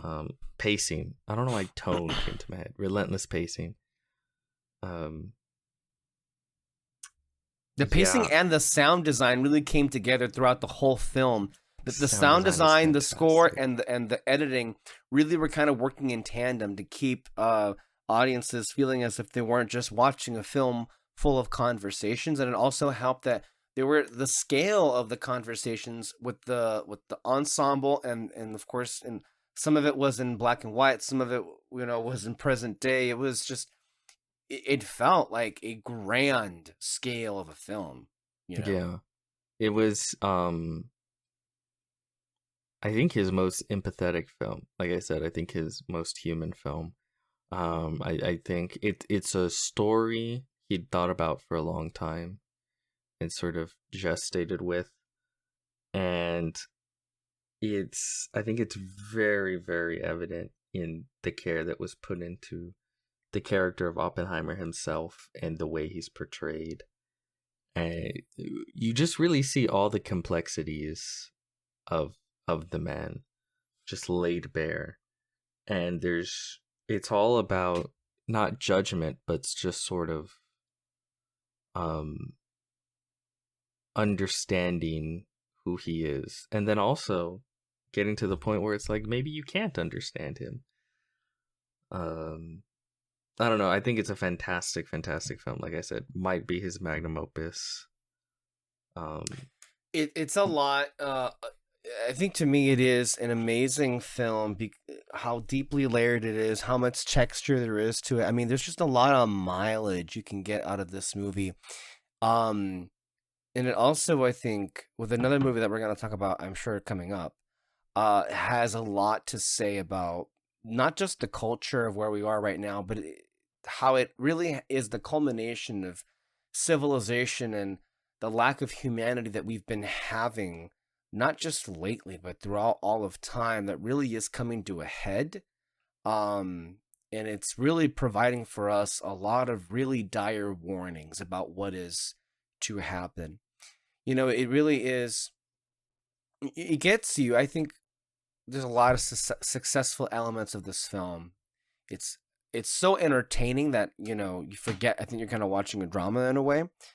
But the idea that it does put you in a place of like, if you were J. Robert Oppenheimer, what would you have done? And the reality is, there were really good reasons for the project happening in the first place. There was a world war happening against an evil that if they had won, they would have taken all over the world and would have exterminated literally so many different walks of life. You couldn't even possibly put into words how devastating that would be. And on top of that, further still, the Nazis themselves were also working toward and close to having an atomic bomb of their own. And one shudders to think what would have happened if they had gotten their hands on that first. And you know what the result would have been like if they had gotten that first more than before anybody else. Yeah. Catastrophic results. So, the other element there is like, well, that also isn't to say that we're gonna like forgive him of like his personal sins too, because like I think what makes Oppenheimer kind of loathsome in a way, and it could also go with being a bit sympathetic, is that the idiot didn't really know what he was really doing until it was already out of his hands. And then he was like, oh, me, I'm sorry, we can't use this. Like, he works all of this time. You go ahead. Yeah. From the very beginning, they show him as a person who acts rashly and does not think about the consequences of those actions. The first real act we see him do is poison the apple of a teacher that pissed him off. Yes. And then he realizes, oh shit, I probably shouldn't have done that. And he goes to try and stop it, right? But he barely stops it. And he's barely able to, but it immediately gives you the idea of what kind of person he is. And then you see the way he acts that way with his personal interrelationships. And the way, even the way he treats the people in his life, his career. He's someone who doesn't always think through the consequences of his actions. He simply acts. Yeah. That's what I'm saying. It's such a well put together film. It's also, I think, the epitome of like some of the smartest people in the world can be some of the dumbest people in the world. Of course. 100%. 5,000,000%. It's an incredible looking movie too. I mean, the lighting, the cinematography is truly, I think, an achievement here, worth recognizing. Yeah, that's just great. Well, shall we move on to number 4? David, I think you're up. Yes. Number 4. The Holdovers. Okay. Mm-hmm. Oh, shit. Okay. This one, right from the trailers itself, I was already hooked. You can just tell what this kind of movie was gonna be, and I wanted to see it right away. Even at the time when I was going to school, and even my classmates and teachers were kind of like, "We're so excited for this!" It was crazy. And you watch it, and it's exactly what you thought it was gonna be from the trailer. And I loved it. Who was the cast? Hold up. It was Paul Giamatti. Yes. It's Da'Vine Joy Randolph, which she won the Academy Award for Best Supporting Actress for, and also the debut of Dominic Sessa. Yeah, Dominic Sessa. First movie, sure. an incredible debut. Yeah. This whole cast right here, absolutely amazing, especially Paul Giamatti, who is just always hilarious. And I'm trying to remember. Which, by the way, it's too bad he had to go up against Cillian Murphy, because this role that Paul Giamatti had and how good he is and how good the movie is, this used to be the kind of performance the Academy would award regularly. Remember, Jack Nicholson won one of his Academy Awards for Melvin Udall, the character in As Good as It Gets, which is basically like a rom-com comedy. And it's like, this is the kind of movie that they used to. If this had come out in the 90s, for sure, Paul Giamatti would have just swept. But he did win, I think, a Screen Actors Guild Award, so there's that. Anyway, go ahead. Mm-hmm. But another movie, you're just in it. You're just in it, watching these characters try to make the best of their situation because they were stuck in the school. And you just generally care about these characters throughout the whole movie, especially towards the end, where with Paul Giamatti's character and Dominic Sessa's character kind of coming together and having this great friendship and tiny adventure for a day. It was really, really fun. It's such a great fall movie, Mm-hmm. and also a great Thanksgiving Christmas movie too. If you want to add that into your regular rotation, because I think I definitely will do as well. Beautiful interactions, and I think it's truly astonishing. And whenever you get the chance to really watch a film, and you have an actor who really hasn't ever been in anything, and they're acting opposite, the dynamic that Dominic Sessa here has with Paul Giamatti. I mean, Paul Giamatti is a veteran. Dominic Sessa is new on the scene. It reminds me of Andor, where you had the veteran Stellan Skarsgård and the actress that played Clea. That was her first ever role in anything ever. Yep. Crazy, crazy good. Mm-hmm. By the way, fuck the Emmys for completely ignoring again all of the actors in Andor. All of them. Fuck them, yeah. Andor's great. If you guys haven't seen Andor, go see Andor. Yeah, that one. I watched someone's reaction to the first season, and oh my gosh, it was just so fun going back to that. So, yeah, did you watch Holdovers, Peter, or are you holding off on that movie for later? I saw it. Okay. Would it be in the category of it's cute? I mean, it is cute. Would you disagree? No. It just wasn't one that. It's a very cute film. Okay. Paul Giamatti is a force in anything he does. All right. What is your number 4, Mr. Martinez? Number 4. Let's not do Jeremy Jones Spider-Man impressions.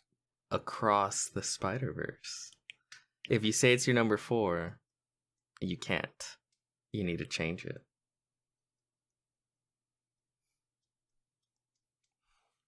that's really low. Okay. But okay. It's really low. Okay, all of a sudden David's throwing shit out here. They're really low. Oppenheimer fucking, 10? Really low. Okay, whatever. I will say on that note, I am quite proud of us that I think we're one of the few podcasts in existence that when we were doing a show like this, didn't automatically have every fucking person put Oppenheimer as number 1. Because I swear to God, every podcast that I listened to that had a top 10 for that year, Oppenheimer number 1, Oppenheimer number 1, Oppenheimer number 1. And I'm like, you know what? It's great. I love it. We just talked, we sang its praises. Mm-hmm. There were more movies. There were way more movies that year. That being said, with your Chris Nolan hatred, I do understand though the temptation to say Across the Spider-Verse is a fucking magnum opus in its own right too, and you're only putting it at a number 4. Wait for my top 3. I bet my top 3 is better than y'all top 3. So I can understand one, but there. Still, chill it. Okay. I don't even know what I can say about this movie. I really don't. It's amazing. It's fantastic. I've Spider-Man's always been my favorite superhero since I don't know how old. Maybe the first time I saw that Sam Raimi film. But he's always been, to me, my favorite. And it's these films are such an incredible, the Spider-Verse film, such an incredible encapsulation of Spider-Man and the spirit of Spider-Man. And the fact that, you know, there are these over-the-top animated multiverse shenanigans, not even necessarily following Peter Parker, right? It's Miles Morales, is a completely different character.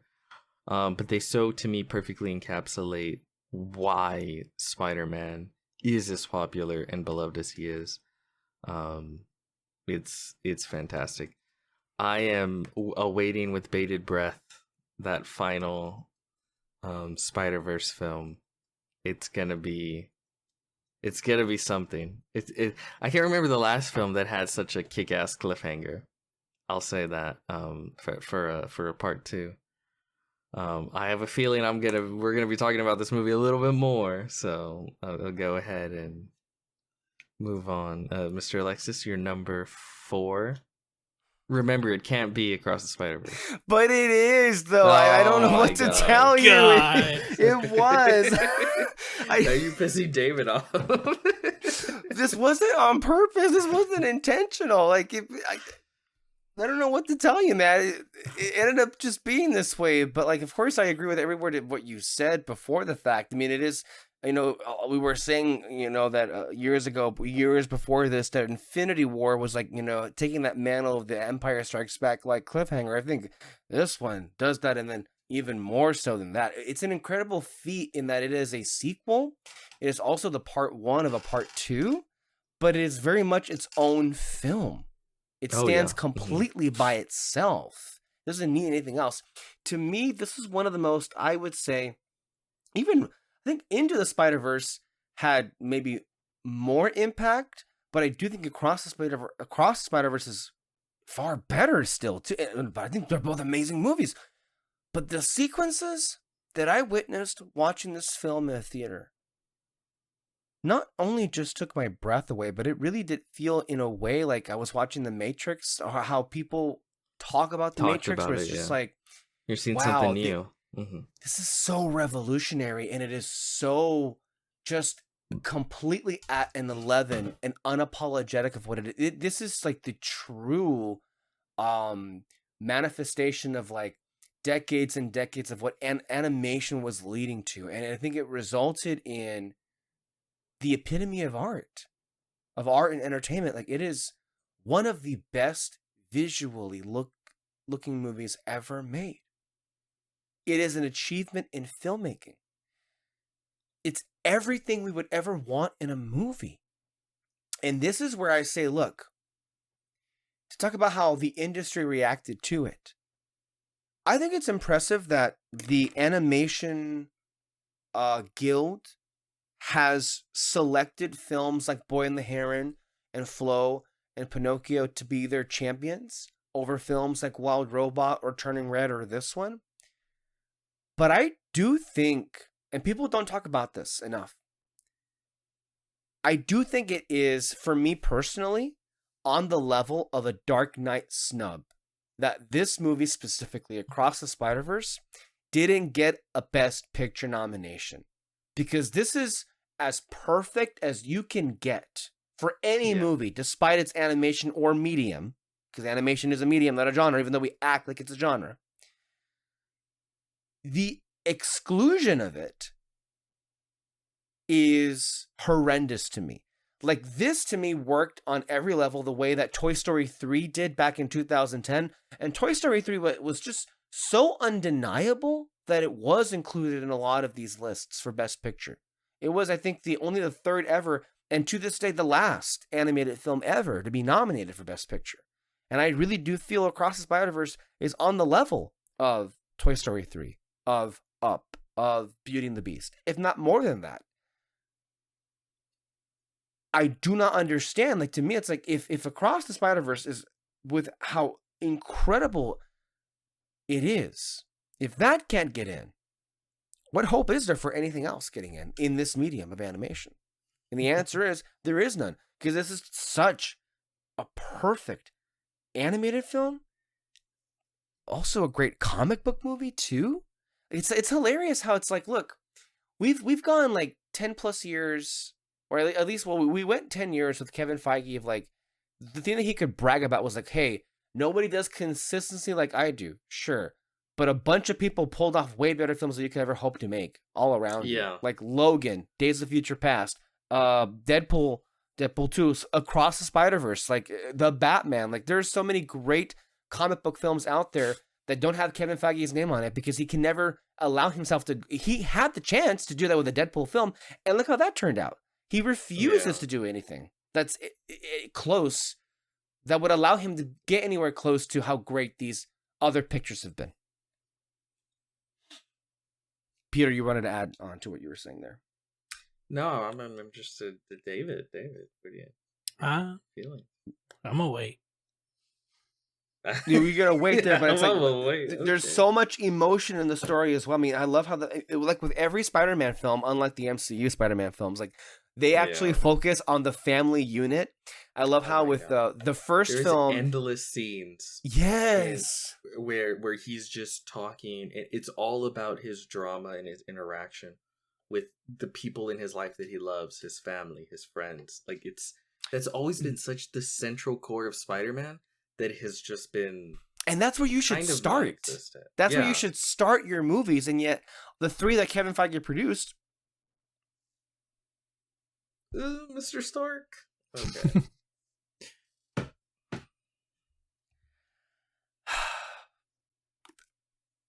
I guess we can go on to David. We're going to talk about it again. Well, he was, but I don't think we're ready for that just yet because I think. Or were you, or did you want to go ahead and go to your number 3? I'll go on my number 3. Okay. All right. Number 3, Killers of the Flower Moon.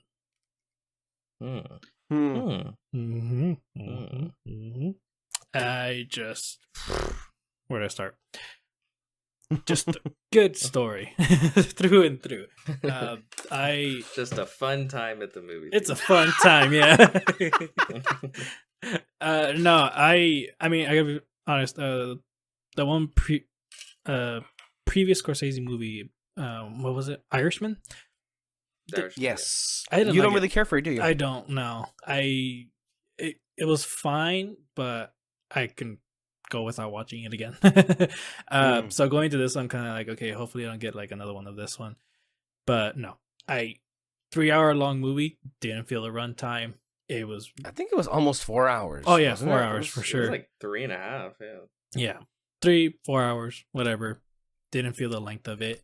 Awesome performances. Oh my gosh, wait, what's her name? It is Lily Gladstone. Yep, Lily Gladstone absolutely killed it. This says 206 minutes. I don't know how much that is in hours, but I was looking at 60. I don't want to do math right now. I'm not doing math right now. I'm not doing I like math. Right I'm not doing it. Yeah, Lily Gladstone was absolutely great. I just felt so sorry for her and what the shit that she was going through. And with Leo's character, what did I say in the review? I think it might have come worse than this, but I was like, he was a freaking coward. Dude cannot stand up for himself, and when he finally does something that's like greater good for his family, he still didn't sound confident. He was just doubting himself the entire time, even when it seemed right. And oh my gosh, I hate that I'm so bad with names. Robert De Niro. Yes, yeah, you read my mind. Robert De Niro, one of my favorite villains. I just rewatched this movie yesterday, so it's like really fresh in my mind still. So that's why I'm like, yeah, Robert De Niro, awesome villain. Just someone who, for some reason, feels that he is in the right, even though he is just the freaking devil. Yeah. And I just love seeing that sort of contrast between the two. You know, someone who's just so doubtful of himself, but never can get the courage to do what is right, and then someone who just does whatever the fuck he wants. I don't know. It was absolutely cool seeing their dynamic, and I liked the moment though when shit started to hit the wall for him, for Robert De Niro's character. I was really glad when those FBI agents came in and just they got to work. There was no doubt from them that this dude was up to something. They tried to look at everything that tried to look into everything that he did. You know, he got a solid case, and his downfall was it's just pretty satisfying, honestly, for me in the end. And just, I don't know, you just all the characters just seemed genuine. There was no exaggeration towards their performances. They were just in it, and you knew exactly who they were. And I especially love the ending. I talked about this before, but there was two shots of it. The one where the grandmother died and the very end of it. One of the best moments I think I saw in the film. I just genuinely wanted to stay in that moment for like the longest time. Yeah. And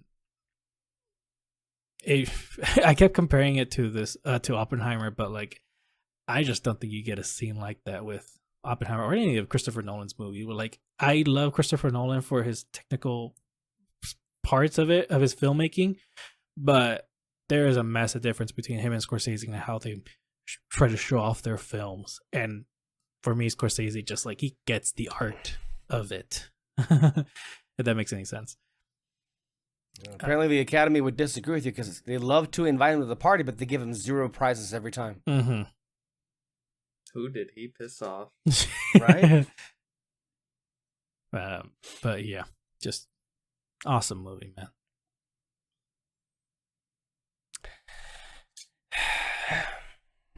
Peter. What number are we on? 3. 3. Poor Things. It seems I'm the only one giving this. Can I just say I love this movie a lot, as I mentioned? Fuck you. Too late. Poor Things. One of the best films released within this past decade. It is truly an adult fairy tale, emphasis on adult. Everything from the way it's shot, the incredible score, the incredible central performance, this sort of reverse fucked up Pinocchio like tale mixed with Frankenstein, mixed with showgirls. I don't fucking know. It's to me it was a revelation watching it. Emma Stone gave such an incredible performance because it might be the most difficult performance. Yes. Because any wrong move, it can come off really bad. And it could, and the whole film would fall apart instantaneously. It would fall apart. All it takes is one slightly off performance, I think, from that main character, and it kind of crumbles the whole story. But that doesn't happen. She fucking earned that Oscar. Even though she clearly didn't want it. She was so shocked. Like, legitimately, she was like, I think part of her felt bad. She was like, this is supposed to go to Lily Gladstone. Why am I going to win a second Oscar in this sense? Yeah. But I agree. But no, she this is one of those ones that it's deserved. Understandable completely. Yeah, it's deserved. Again, just the sets. Oh god, massive, weird, alternate. A revolutionary film from the standpoint of production design. Yeah. I mean, we were looking at those sets and we were like, holy crap. And this is the year that Asteroid City came out. And of course, Wes Anderson always has like the best, top tier production design. But I'm like, Poor Things was just like, how are you doing this? This looks incredible. And it was the volume too. There were parts of it where it was the volume, not the whole thing, but they utilized the volume and you could not tell when the volume was being used. That's the difference between a filmmaker and not, unfortunately. It's all-time great film. Yeah. Poor Things. I didn't realize I would be the only one here to give it any real love, but I haven't seen it yet. C'est la vie. I put it number 11. Number 11. Fuck you. Yeah, I put it at number 11. Insane. Hey, look, the reality is, as we grow older, some of these positions will inevitably change. Some of them will not like as much, and some will like more. So, Poor Things was one of those ones that was in there for the longest time, and it would be in there if not for Skinamarink. It shouldn't have been that low to begin with. I'm not getting into this. Okay. I'm not getting into this. All right. You're number 3. You're number 3. Let's hear it. Okay. Well, we've been talking about it for the longest time already. I'm surprised it actually came up a couple of times on the podcast. I don't know. The review that we did earlier on didn't seem to suggest that there was that much love for it, but I do think it is the power of the film, and it's one of those ones that I had the privilege of actually being able to see in a theater. And like I was telling David earlier that I had this weekend I went to go see K-pop Demon Hunters in theaters. The theatrical experience never fails to elevate a film. It is always going. Girls? Well, there were boys and girls actually. It's actually pretty medium between boys and girls. I'm not even lying to you there. Like, it's a lot. America, am I right?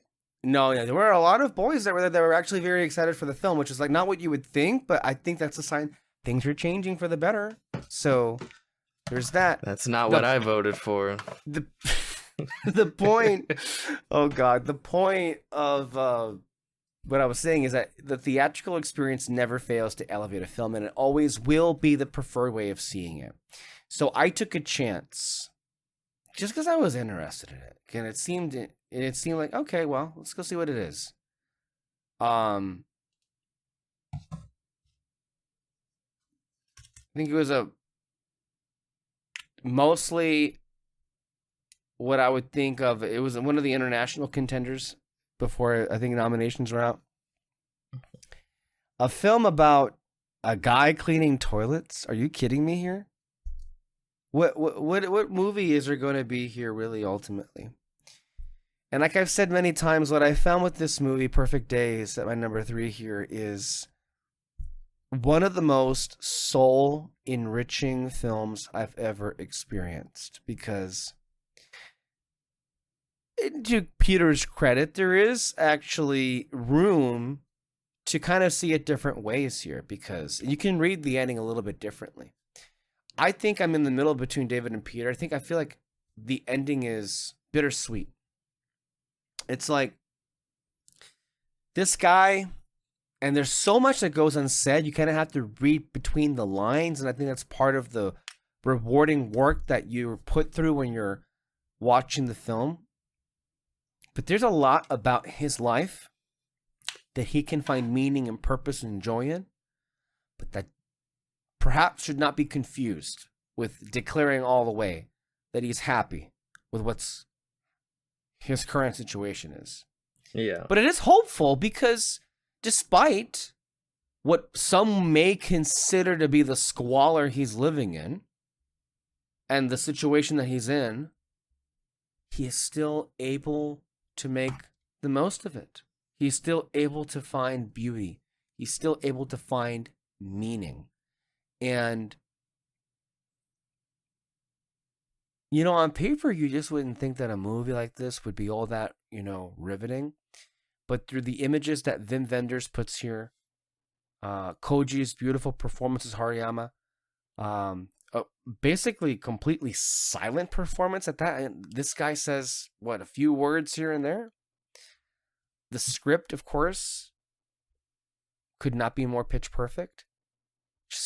You see in the poster behind me, just this image of Horiyama lying on his bedroom floor reading a book before he goes to bed, and the beautiful, the lights that are on around him, and then of course the shot, the opening and closing shots where you have the sun coming up in Tokyo that just like take your breath away, and the songs that Wim Wenders selected for the soundtrack of this movie definitely add a lot of atmosphere and also context for who this Hariyama guy is.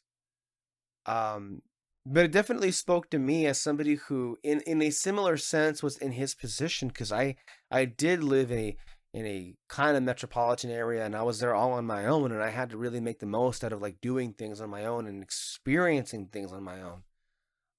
Then I think it can get quite lonely. But you do the best you can to find the small moments that can provide a lot of meaning. And then, of course, the closing moments of the film,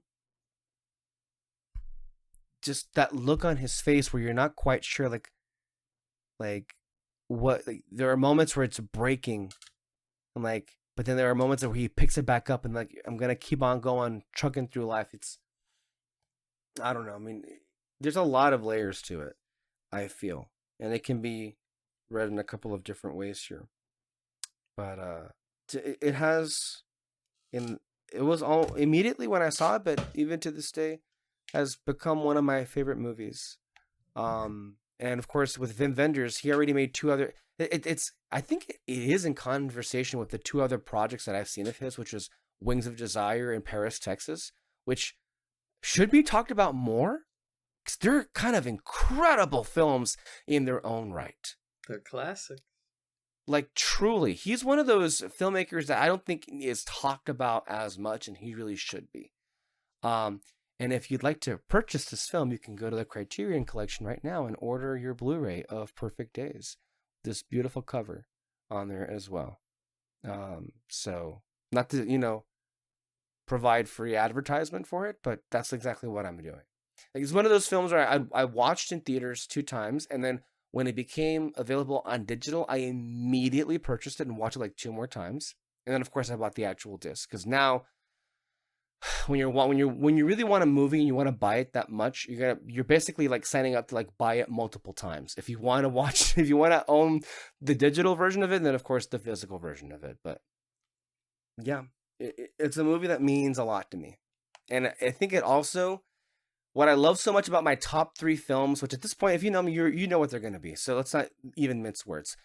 What I love about my top 3 films this year is that they're all kind of like scratching different itches of my psyche and my soul at the same time. And that's really what I get a lot out of film these days. And they're all made by these old masters that are, kind of like capping off their careers, but they're also adding on even more commentary and stamps of where we are in our culture. And it makes me wonder, it's like when you look at films made by people like they are in their 70s and 80s, and like, wow, you have such an amazing worldview of where things are right now. Why couldn't more people in your generation have shared that and actually made a world that would have been far easier for those of us that are coming up in it? Anyway, that's Perfect Days, and that's my spiel. Number 2. Yeah. Who would like to go first? Oh, David or Peter? At this point, we don't have to go to the same pattern. You don't break the order. Mm-hmm. Okay. All right. All right. My number 2, Godzilla -1. -1.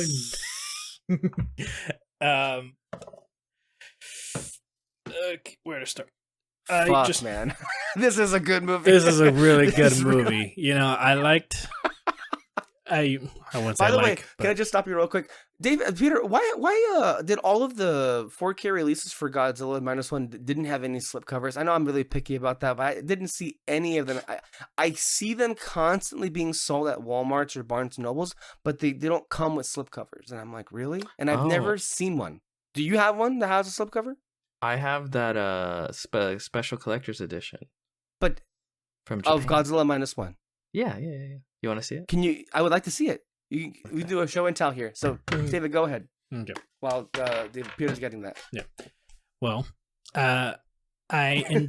enjoyed my Godzilla X Kong and Godzilla versus Kong and all that. I like a good King fight of the 'em up. Monsters. Like that one less actually, but Oh, it was still fun. I like a Yeah. good fighting monsters and all that. That's fine. But this one though, I just blows it out of the way. Are you kidding me? And it just, I never really honestly saw how you can, make a narrative out of this and all that. But and that just what genuinely surprised me about the movie, just how great the narrative was. And I love the main character. I don't want to pull up the names honestly, but the main character though, just his whole journey through this, the Godzilla being kind of like his Moby Dick of sorts, and his trauma of what he couldn't do in the war, how that drove him to keep wanting to fight this thing, but also wanting to protect what he created after the war and all that. I just genuinely great story within that character, and great ensemble cast. I love the friends that he made and all that. And that moment really does get to me when it was the youngest of the group going like, let me fight, and they're like, no. I was like, we give you the future. And that's the special sauce in this movie, right? Because and you can say that you like the Kong X movies or Kong versus Godzilla. All of those movies, I think, are missing something fundamentally. Is that all of those films fall into this like post 2010s like blockbuster syndrome, in which like a lot of these characters are too generic, and there's just no sense of authenticity to them, so you don't really feel attached to when they die, and they're all mostly like celebrities or like really well-known actors, right? Whereas when we come to, and having also seen recently Shin Godzilla, and then now we're talking about here Godzilla -1, they put in a lot of groundwork for you to actually care a lot about the humanity, the human characters. I feel like there's just these different interpretations of them. Like with the American films, it just feels like, these titans are like these heroes. And yet when you watch Godzilla -1, no, this thing's a fucking monster. And it is like eviscerating, like, and of course, when you add in this component of like this, of the time that this takes place in, again, talking about Boy and the Heron and Oppenheimer, like all these movies kind of inhabit kind of a similar space in time, with Japan post World War II, post the bomb having been dropped on them. And then, of course, Godzilla coming back and wreaking even more havoc. I mean, it is the damage and the destruction that Godzilla causes in this movie is, I think for me anyway, the first time you actually feel how devastating that is. Mm-hmm. David. Oh yeah, for sure. When he attacks the city for the first Tokyo. time. Yeah. It's just a whole devastation of it. You actually are feeling fear for those other people down below. He does more damage than Galactus did in Fantastic Four. Yeah. And I think this is for sure like first time I just genuinely felt afraid of a Godzilla character. And I love the design for it too. Oh my gosh, when like, powering up and everything, it was awesome. And also great love story of sorts. It didn't really push it too far. Romance is back. Mm-hmm. Yeah. It didn't, push it too far. You know exactly what they were trying to go for, and the setbacks that these characters have and all that. And I still kind of think she shouldn't have survived it. Yeah. But I am glad that she did in the end, and that they're together. And I love that last line. All right, what was it? It's like, are you done with your war? Or it's like, are you? Oh my god! Great ending. Just that was awesome. Peter, any commentary? Is Godzilla -1 on your list? And if it's not, would you care to talk about it? I don't know if you can see it. Probably not. Holy shit! Let's go It's a see bit it. the glare. How Yeah. big is that box? It's a box set. Oh, Oh wow. shit! You can see Godzilla on the side.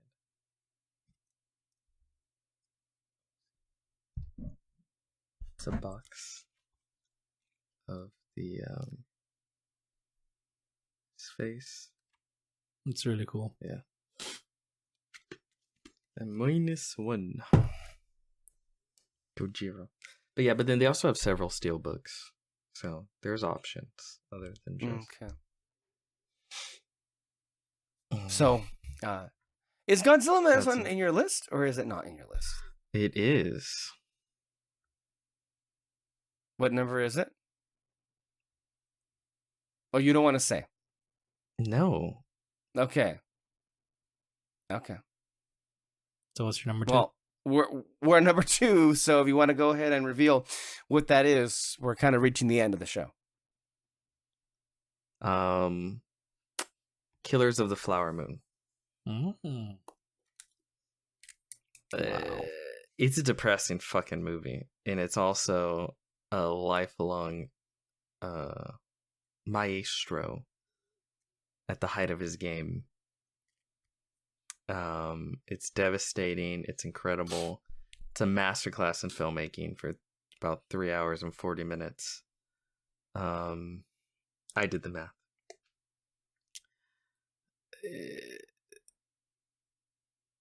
I don't know what can be said other than, despite all the praise it received, I still think it's somewhat even underrated. I I think It was my fault. I'll take the ownership of you it. should take the ownership. It was my fault because I think either I brought a curse on at some point, but this is the case. Any film that I, in my heart of hearts, know is my favorite is doomed to just, on any kind of metric you want to like put out there, in one way or another, it's going to be either ignored or humiliated. In one way or the other. And I think it was my fault because I love the movie so much and I talked about it, that I loved it so much. And then, of course, what happened is nothing materialized.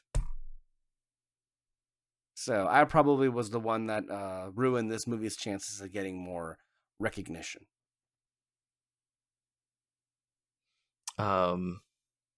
It's true. You need to not do that again, because you need to realize that the universe hates you and act accordingly, and not to bring down others with you. Thank you. So, Killers of the Flower Moon, incredible film.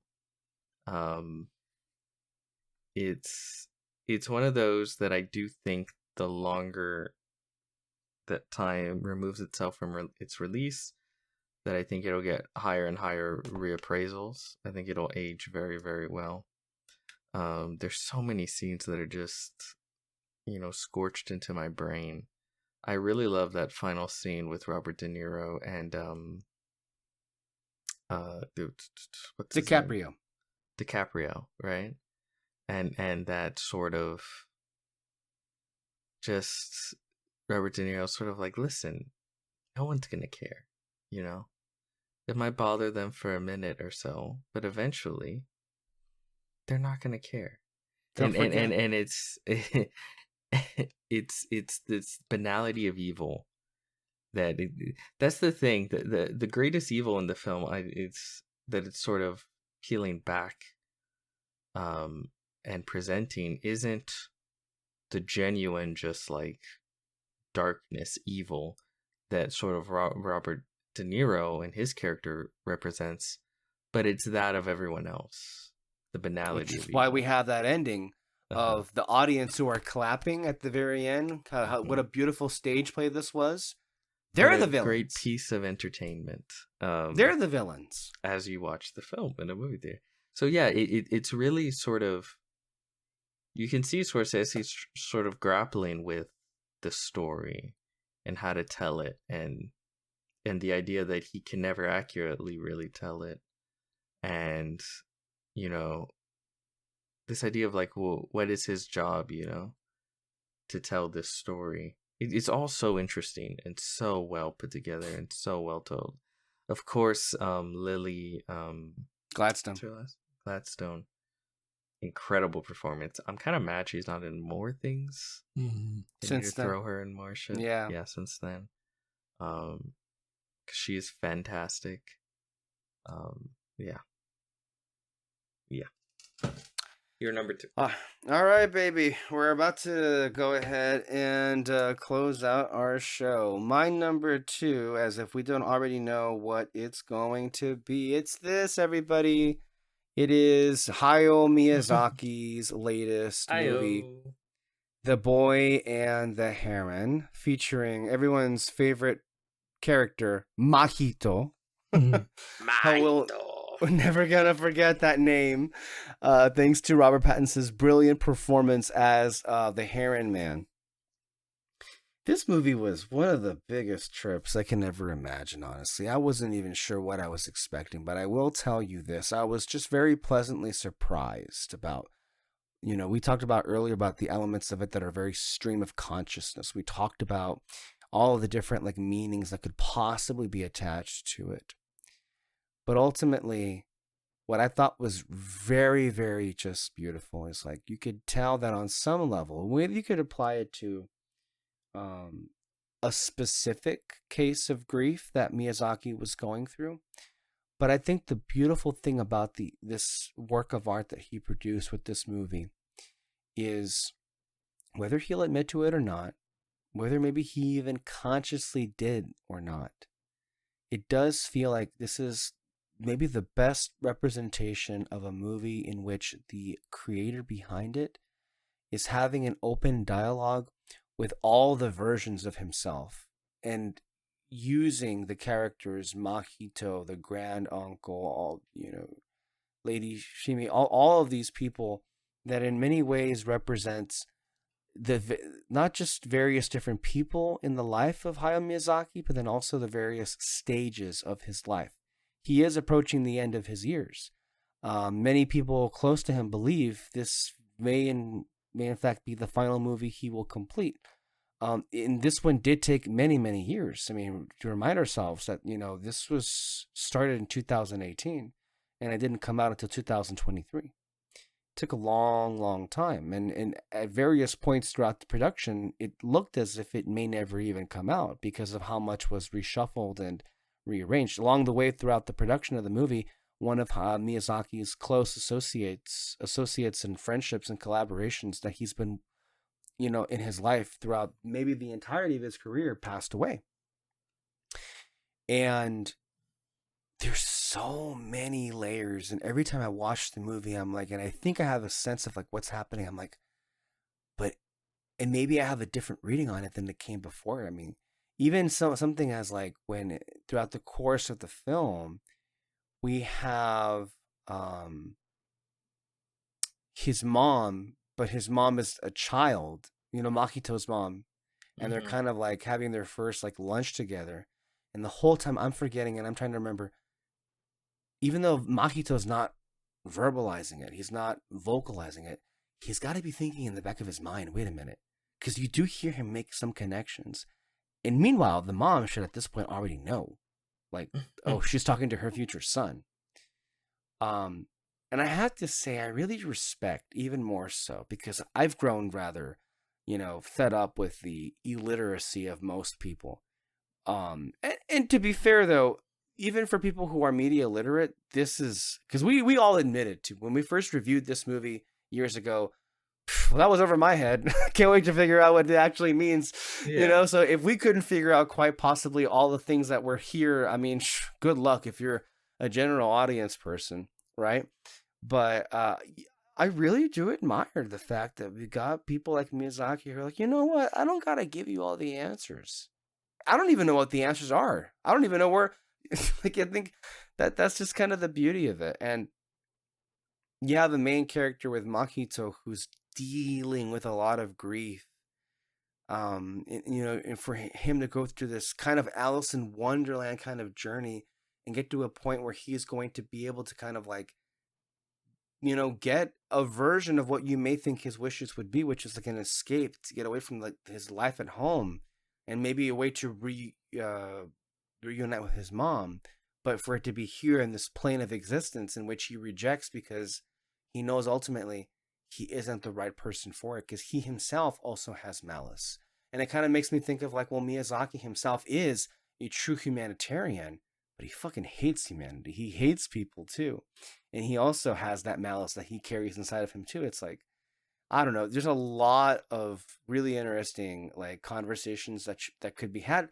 At the same time, the film is also highly entertaining. I mean, deeply moving sequences, deeply visually impressive sequences. But then, of course, the parakeets and the dark comedy that brings, and the Heron Man. Robert Pattinson's kind of like stealing the show anytime he's on. And one of the things that still cracks me up in this movie is when like he's trying to, like, the Heron Man is trying to break out Mahito away from the parakeets, and he's just like walking by with these like this little like roly poly like eyes, and the freaking idiots don't even see like the difference between any of that. It is an endlessly wondrous movie that I wonder about to this very day. And I think we're going to be spending the rest of our lives just still thinking about what that really meant. And I really do enjoy that. And then also the beautiful reincarnation scene, I guess, of like the Wara Wara going up into the surface, or I guess the other world that Mahito comes from, and what that would represent. So many ideas in here that this is what we love movies, right? This is why we love movies. This is what we hope to get with every movie, was something that kind of gets us thinking and nourishes the soul. So that was my number 2, The Boy and the Heron. And I think that means we're ready for number 1. But to be fair, I think at this point we kind of ruled out what they won't be, and I think we already know what they will be. And chances are they're all going to be films that we've already been talking about. So, David, I guess it's your time to talk about a film that I wonder what it could be, as if we don't already know what it is. Go ahead. My number 1, Cross the Spider-Verse. No, I'll even put it up for you. Yeah, Cross the Spider-Verse. This is way too low on you guys' list, okay? Everything about it just pushes animation, and it's still like, we thought, Into the Spider-Verse, oh my gosh, they changed animation, they really pushed it. This is something completely new. What? No, it's just that nothing. Go ahead. And then, why are you being weird? Let him speak. You put scissors up to your neck. I mean, what do you mean I'm being weird? Go ahead. Okay, if you say so. And when it came to this one, we were all wondering, like, well, what the heck are they gonna do next? I mean, come on! And right off the bat, just the way they used color in this movie, can honestly say I've never seen it before, especially in animation. And just, like I said, right off the bat, the way they use color to represent one person's universe, and then the way the music was starting, just already was blowing me away, and how that kind of just kept turning and turning throughout the movie. And for one thing, what is it? Gwen, loved her theme. Just I think that's the one I listen to the most all the time. Her theme, and the way they've visually shown her swing around. It's just I'm sorry, but Black Panther's score, Daniel Pemberton's score for this movie is truly worthy of recognition. And what happened to it? No one cared. No one cared. This film had no right in some ways to create a score this incredible. Like, Daniel Pemberton went out of his way to make something truly like legendary with this. Like, so many incredible themes that when you hear it, you know what part of the movie it's from. Mm-hmm. And again, pushing animation to a different style. When you see Gwen's universe, it starts off with all these pinks, blues, and all that, some purples and everything. And what I loved, the first part that I loved was when her dad found out that she was Spider Girl, and how if I can try, I'm trying to remember like exactly how it was, but it was just sort of the color draining out, and he was trying to decide like what to do next, whether to arrest her or not. And you see the like a line in between them at some point saying like, all right, they're separated here. And then the moment that he decides, I'm pretty sure, I haven't seen it in a while, but the moment he decides to arrest her is when you see just the spider logo behind him, because that's all he's seeing right there. He's not seeing his daughter. And then later on, towards the end, when he's like, she's finally telling him everything, that she was the one that inspired him. The color was going away, and it was just all white. But they're the ones in color. But it's not the pink and blue shading of it. It is them in color, where you would actually see them like in person of sorts, and it is just them two seeing each other. Do you remember just the complete wave of awe, silence, people? Like, that movie was clicking from the very beginning. For when that particular moment happened, I think people all around us realized, holy shit, this is gonna be a really good movie, because that really was great. And we're only in the first 15 minutes, if that. Yeah, for sure. And then Miles himself, I think we saw just a different light of like the struggles of Spider-Man of sorts. You know, he still had the regular ones, school, friendships, and all that he couldn't really keep up with, especially with Gwen. But just every moment though, where he had just one little moment with each character, with his dad, his mom, especially, and towards the end. But for sure with him and Gwen when they were on that building upside down and everything. You think you kind of get like a headache like watching them like that, but no, it was so great. I wanted to be in every single moment longer and longer. I love this, man. It was so perfect, fucking good. Goddamn movie, man. And yeah, this is exactly what a Spider-Man story should be. You know, I love how with the first film there was a lot of emphasis on like Miles and his dad, and I love here that the mom gets to have a couple of moments here to shine and show how important she is in Miles's life as well. It's like, I just cannot believe we've had 3 live-action Spider-Man films, and they didn't think to go in this direction. And I also do admire like, I think more than any other Spider-Man films, they really are leaning hard into like the turmoil, the inner turmoil of like this Spider-Man really, really wanting to, in a sense, come out with his parents, you know, in that sense. And I think before the fact, that wasn't much of a factor. I mean, I feel like with Tom Holland's movies, well, we all know how that was treated. Was a big what the fuck, and then next, oh, here's the aunt taking an opportunity to make money off of it, or not for herself, but for like charity, whatever it is. But like, not engaging with it at all. But look, Across the Spider-Verse, I don't know what else I can say. It's Well, I guess we're gonna go ahead and go with Peter Martinez, unless you'd like to give me the floor and get my thing out of the way. Okay. I know you want to go number 1. So my number 1 film, 2023, is... Need a drum roll for this. Past Lives. No fucking way. Psych. Yeah, you did. It's Godzilla's minus one. Fuck that movie. It's Godzilla minus 1.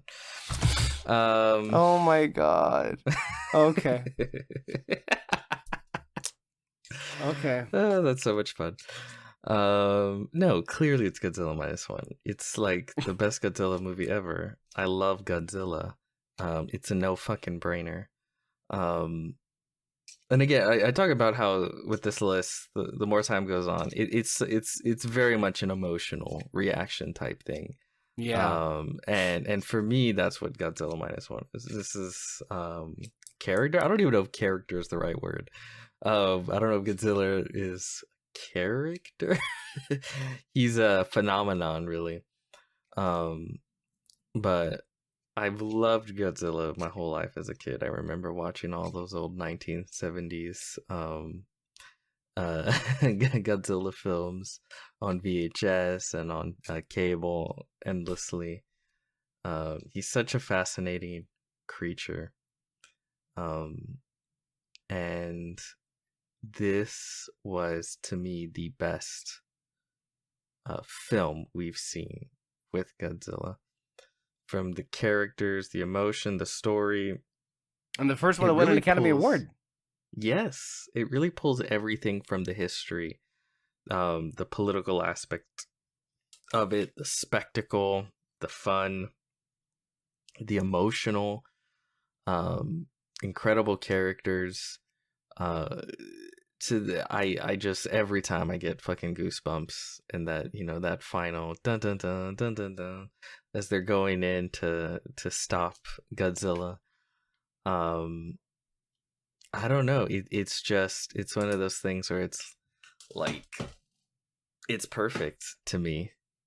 To me.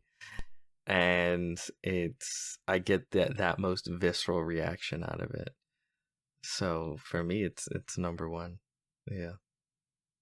Can never go wrong with Godzilla.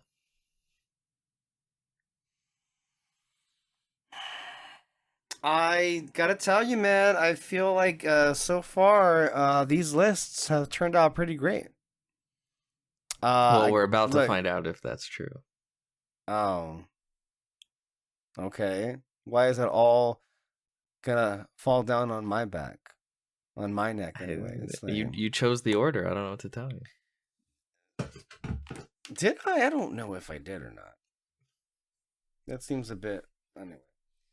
Well, look, the year was truly memorable for me. And I think it became apparent very early on when I was thinking about what my favorite movies were. The one that has stayed with me the most, I've actually mentioned it quite a number of times. Not just tonight, but just like throughout like the various years. I think the film... it may very well be my favorite movie by Martin Scorsese. Of course, I'm talking about Killers of the Flower Moon right here. No. I thought you said you got the Steelbook. Was there one? I didn't see any listing for it. This is what was available. That's what you told me. Maybe I got it wrong. Maybe I thought it was a Steelbook. But it was 4K Blu-ray. I got it yesterday. I put it in my 4K Blu-ray player for my first time actually watching this movie on physical media, so yay. And I gotta tell you, I think it really speaks to how many times I've watched this movie that this is almost a 4-hour movie, and yesterday was like, oh my god, this is moving so fast. It's a long-ass fucking movie, but like, I know every scene, I know every just like moment, and it's like one of those things that when I was rediscovering it yesterday, I'm like, oh my god, this happened, and that happened, and this happened, and like,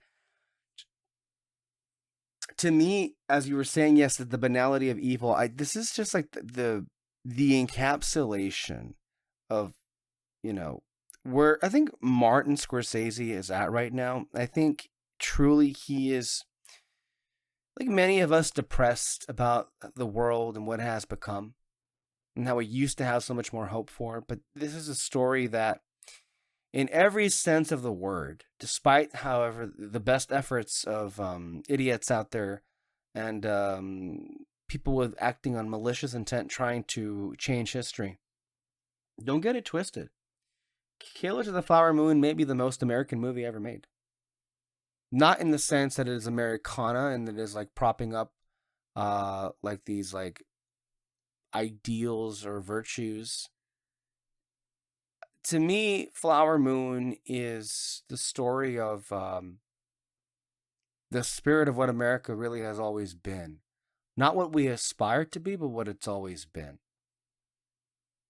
And it is a bunch of evil thugs that can't stand to bear the thought of other kinds of people coming up and encroaching on their territory. It is an extraordinary story of the chosen people of chance or change, the Osage, coming into money. And the idea that there were people out in the world who could not stand that some people that were just so alien to them could be that filthy rich. So what do? They infiltrate their families and they annihilate them. They murder them to claim the head rights of their money, of their families. What Martin Scorsese was able to pull off here is what no other could have done. In fact, the original version of this movie, I think Paramount wanted it to focus on Meth Damon. Sorry, what's his name? The FBI character that's played by Jesse Plemons. That's his name. They wanted this to be basically like the FBI be the main characters and they're solving this mystery. Yeah. Mm-hmm. That was the original version. I think Paramount wanted this to be. Well, apparently that's how the book was written. It was more sure crime from the point of view. And I think originally that's what DiCaprio was hired for. It was for his. Yes, he was supposed to play the Jesse Plemons character, I think. Mm-hmm. Yeah, that's what it was supposed to be. But I really do feel like, and despite the fact that the Osage themselves did have, a bit of a nippy response to the film, what Martin Scorsese was able to accomplish here was to really examine the whole piece of evil and the stinking, rotten manifestation of where it is right now. It's not just a story of what these atrocities that happened in the 1920s and 30s. It is a story of the atrocities that are in the different variety of atrocities that are continuing to be held in reality today. It is, to me, one of the best examples of just pure, unadulterated hatred for the other, having dared have something that was close to of equal status to the, let's just put it out there, the rich white powers that be, that want to dictate all manner of life and will seek to destroy or belittle or diminish anything that comes and challenges that. That is the true story of America, as it ever was one. It is the best expression and execution of the evil of humanity.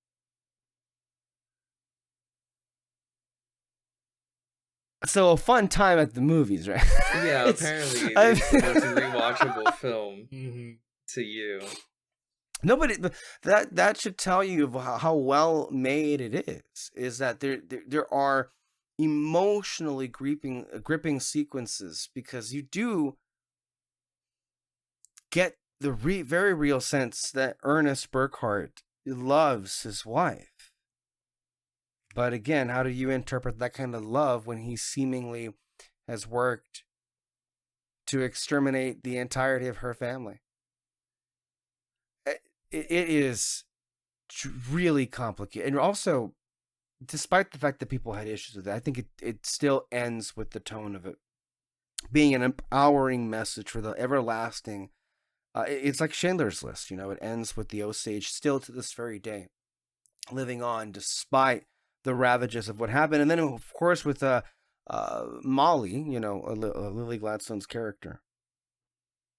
At the end of the day, she was able to have the last word and end it off there. I think she already had, when you watch the movie again, like, she figures it out very early on. She knows what's happening, but she just denies it, and she's hoping against all hope that it's not who she thinks that it is. And when she has her final scene with Ernest, she already knows what's going to happen, but she still wants to hear from his words. She wants him to confess and admit what he was doing to her. And you were saying earlier, David, about what a weak coward he is. Even in the moment when he was professing about how he was finally able to have a clean conscience about, like, he still could not tell her the truth. And she already knew the truth the entire time.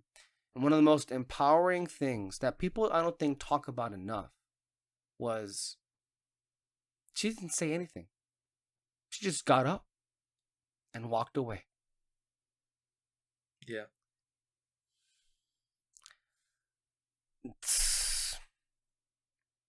I really wish that the film didn't resonate as much as it does. I really wish that things could have improved far beyond that. But I think one of the most depressing elements is that this is a story that happened 100 years ago. Have we really progressed any further? And I think Martin Scorsese is really, his days of being subtle are done. People don't seem to appreciate that. I think he fully feels culpable in what society has become. I think part of him truly does regret the effect that Taxi Driver, became an inspiration to certain psychos out there.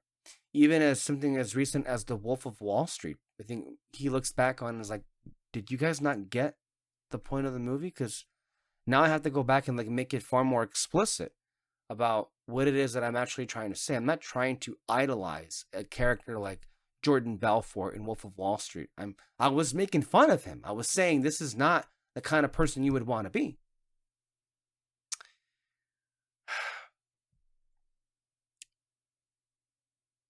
But clearly the movie would not have been as good as it is now if he somehow was able to have gotten this movie made years before the fact. And what makes it truly special is that even he's even indicting himself at the end of the film as if maybe and I think it's brave of a director to say out loud in your own movie, it's like, hey, maybe I shouldn't even be the person making this. But I would argue, with all due respect to the Osage, the perspective that Scorsese brought to life with this movie is one no other would have had. And I think it makes it all the more memorable and all the more special for it. It is I think, an instant classic, and it is. And I've already seen people say it's like, hey, when we talk about 2023 and we look at Oppenheimer and Flower Moon, Oppenheimer great, but maybe we should have been talking about Flower Moon a little bit more too. Yeah. And clearly, based on our lists, I think we all seemingly liked Flower Moon over Oppenheimer. Yeah, but what do we know? Yeah, well, nothing. And of course, we all have to blame me for loving it in the first place. And so of course. I brought the curse on it. That goes almost without saying. Yeah. But we should, because we should, own up to our failings. We have to verbalize them.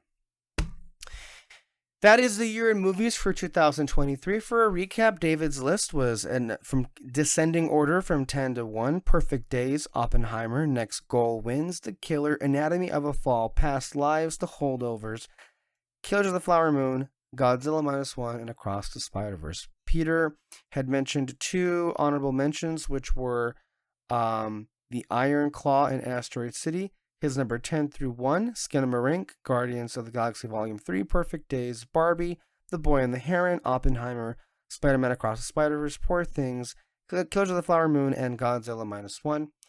With mine, the honorable mentions that I threw out there were Poor Things and Saltburn, and then from 10 to 1, Skinamarink, Wonka, Barbie, Past Lives, Guardians 3, Oppenheimer, Spider-Verse, Perfect Days, The Boy and the Heron, and Killers of the Flower Moon. Genuinely, I think this is one of the best lists I think we've all ever produced. And I think it speaks for itself that these were genuinely great movies that to this very day, 2 years later, are, I think, very much living in our hearts and in our minds, which is what we hope that the best of movies could be. We want to thank this opportunity for Peter for finally joining us to make all of this possible. We finally have this episode in the books.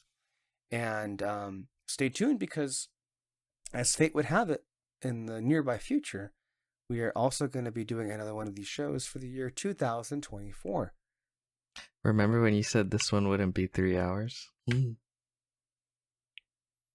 kidding me. Look at the time. Right, exactly 3 hours. No, no. We just hit 3 hours.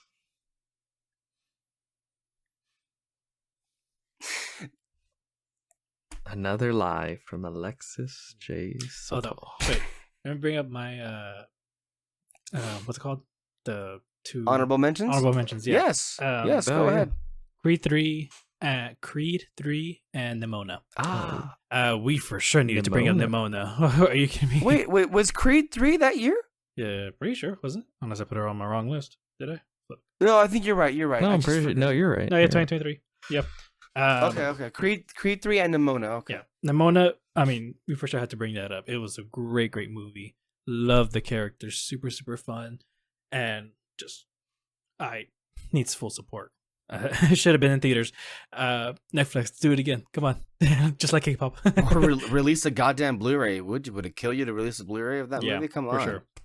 And then Creed 3, I was just very surprised. Michael B. Jordan directed this one, and he kept bringing up how like there was a lot of anime inspirations with this one, and I thought, all right, let's see what you gotta do. And he genuinely surprised me. I thought they were really fun, and it's just, I think it was just a really good cap off to the Creed trilogy, and yeah, loved it. Thank you for that, David. I genuinely can't believe it. I mean, we shaved off. I mean, usually we would start off with 40 minutes of like. Anyway, let's just not do this any longer. Stay tuned for more content under our Red Spotlight and more, and we will see you guys next time. Bye-bye.